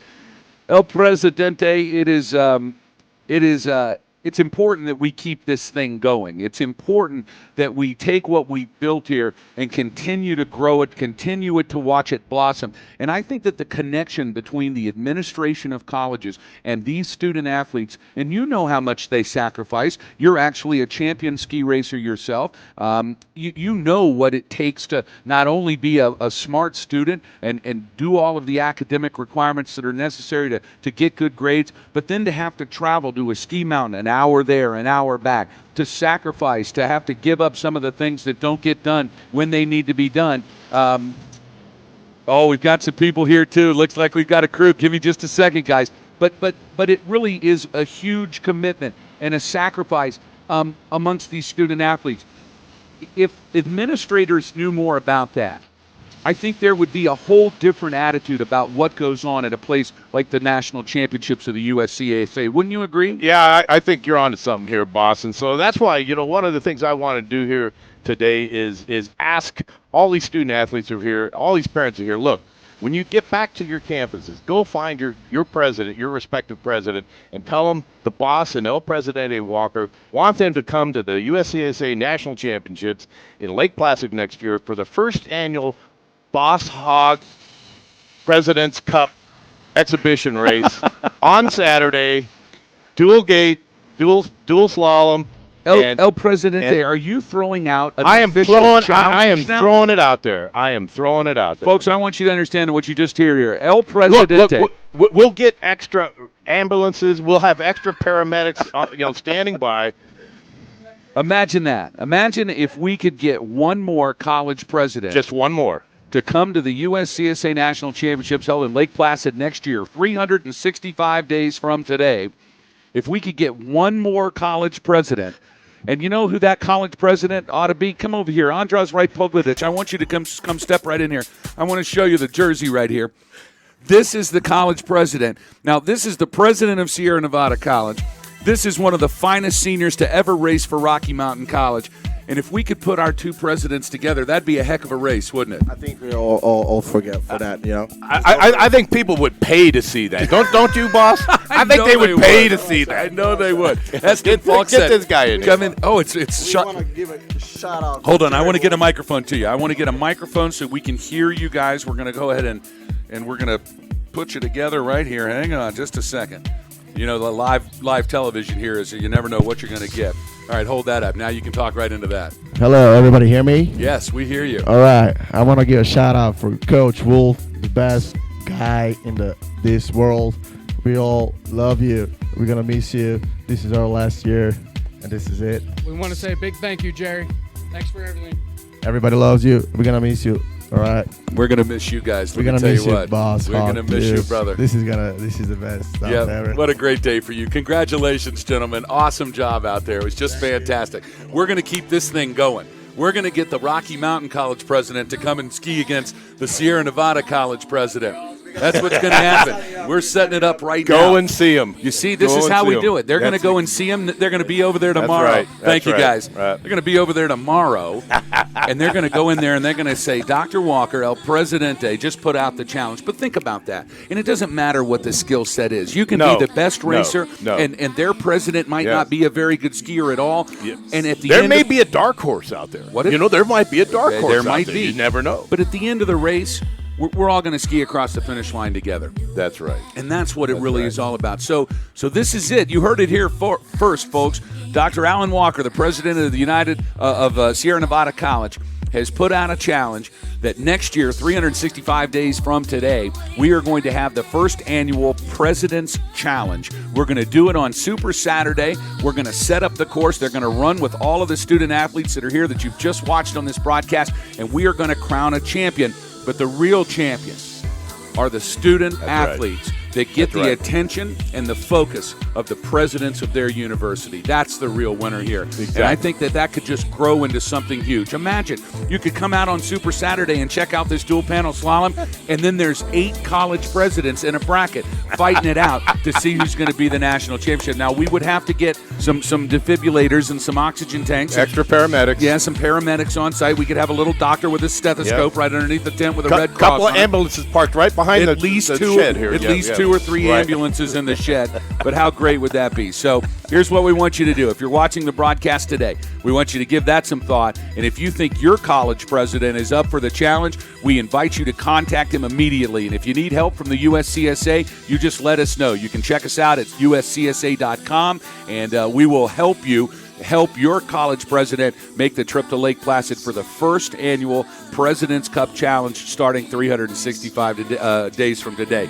Dr. Alan Walker, that is a great idea. I think it's fantastic. I think it's great that you've come in here and you've made that challenge with us today. Let's do it. You'll be there, won't you? Absolutely. I'm going to call it. I will be there. I can't wait to announce it. I really can't wait to announce it. I'll be there, boss, because I know if I don't show up, you'll come and hunt me down. So. I will indeed. El Presidente, thank you so much. Always great to be with you, my friend. Pleasure. Thank you for being here, man. Your school is awesome, and you are awesome, and we need more guys like you around this sport, that's for sure. Thanks, boss. That means a lot coming from you.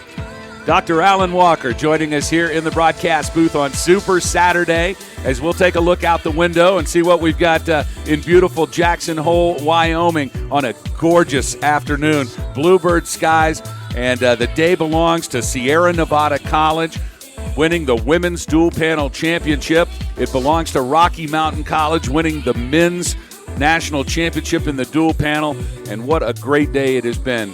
We're so glad you've joined us on the USCSA Broadcast Network.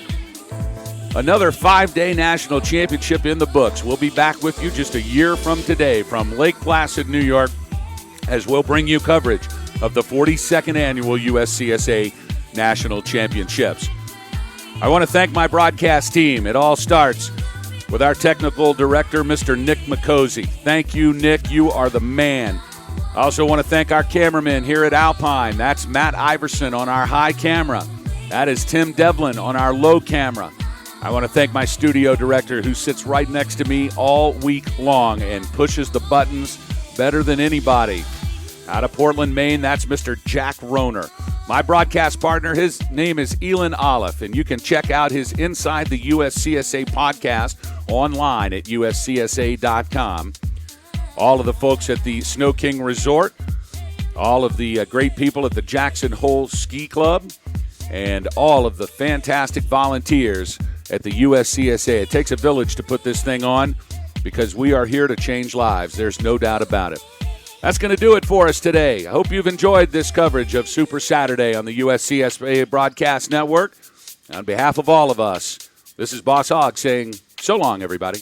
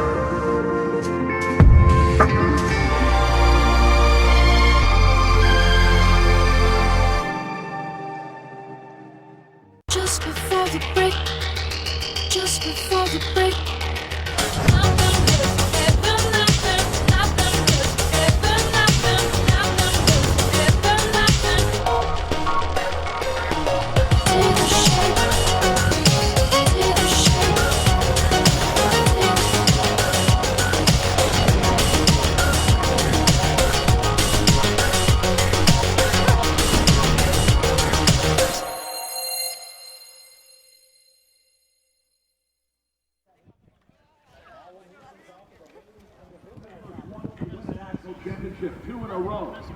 One in Bend, Oregon in 2015, now in Lake Placid. Will the table? Yep, up on our feet now. Here's some vice temperature. All right, 10 heat, 2 and ready. Riders ready. Attention.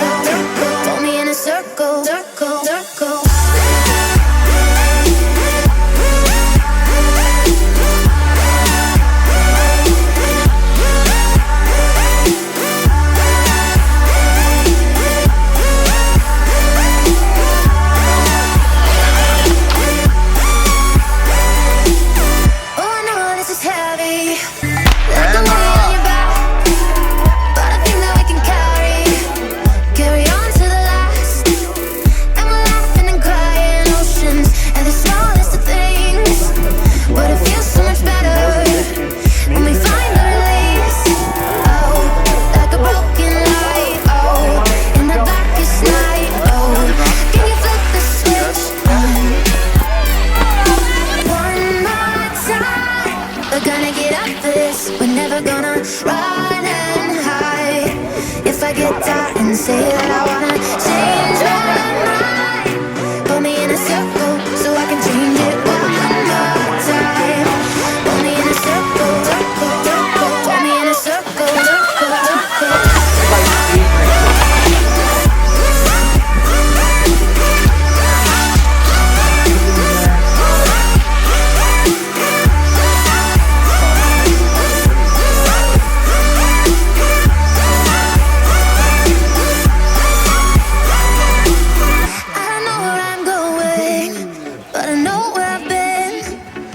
It's never in the knowing, it's in the not giving in. And when the earth is slipping, tripping right underneath our feet, remember we're not finished, we're not finished.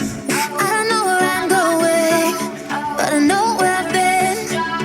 And it's never in the knowing, it's in the not giving in. And when the earth is slipping, tripping right underneath our feet, remember we're not finished, we're not finished. One more time.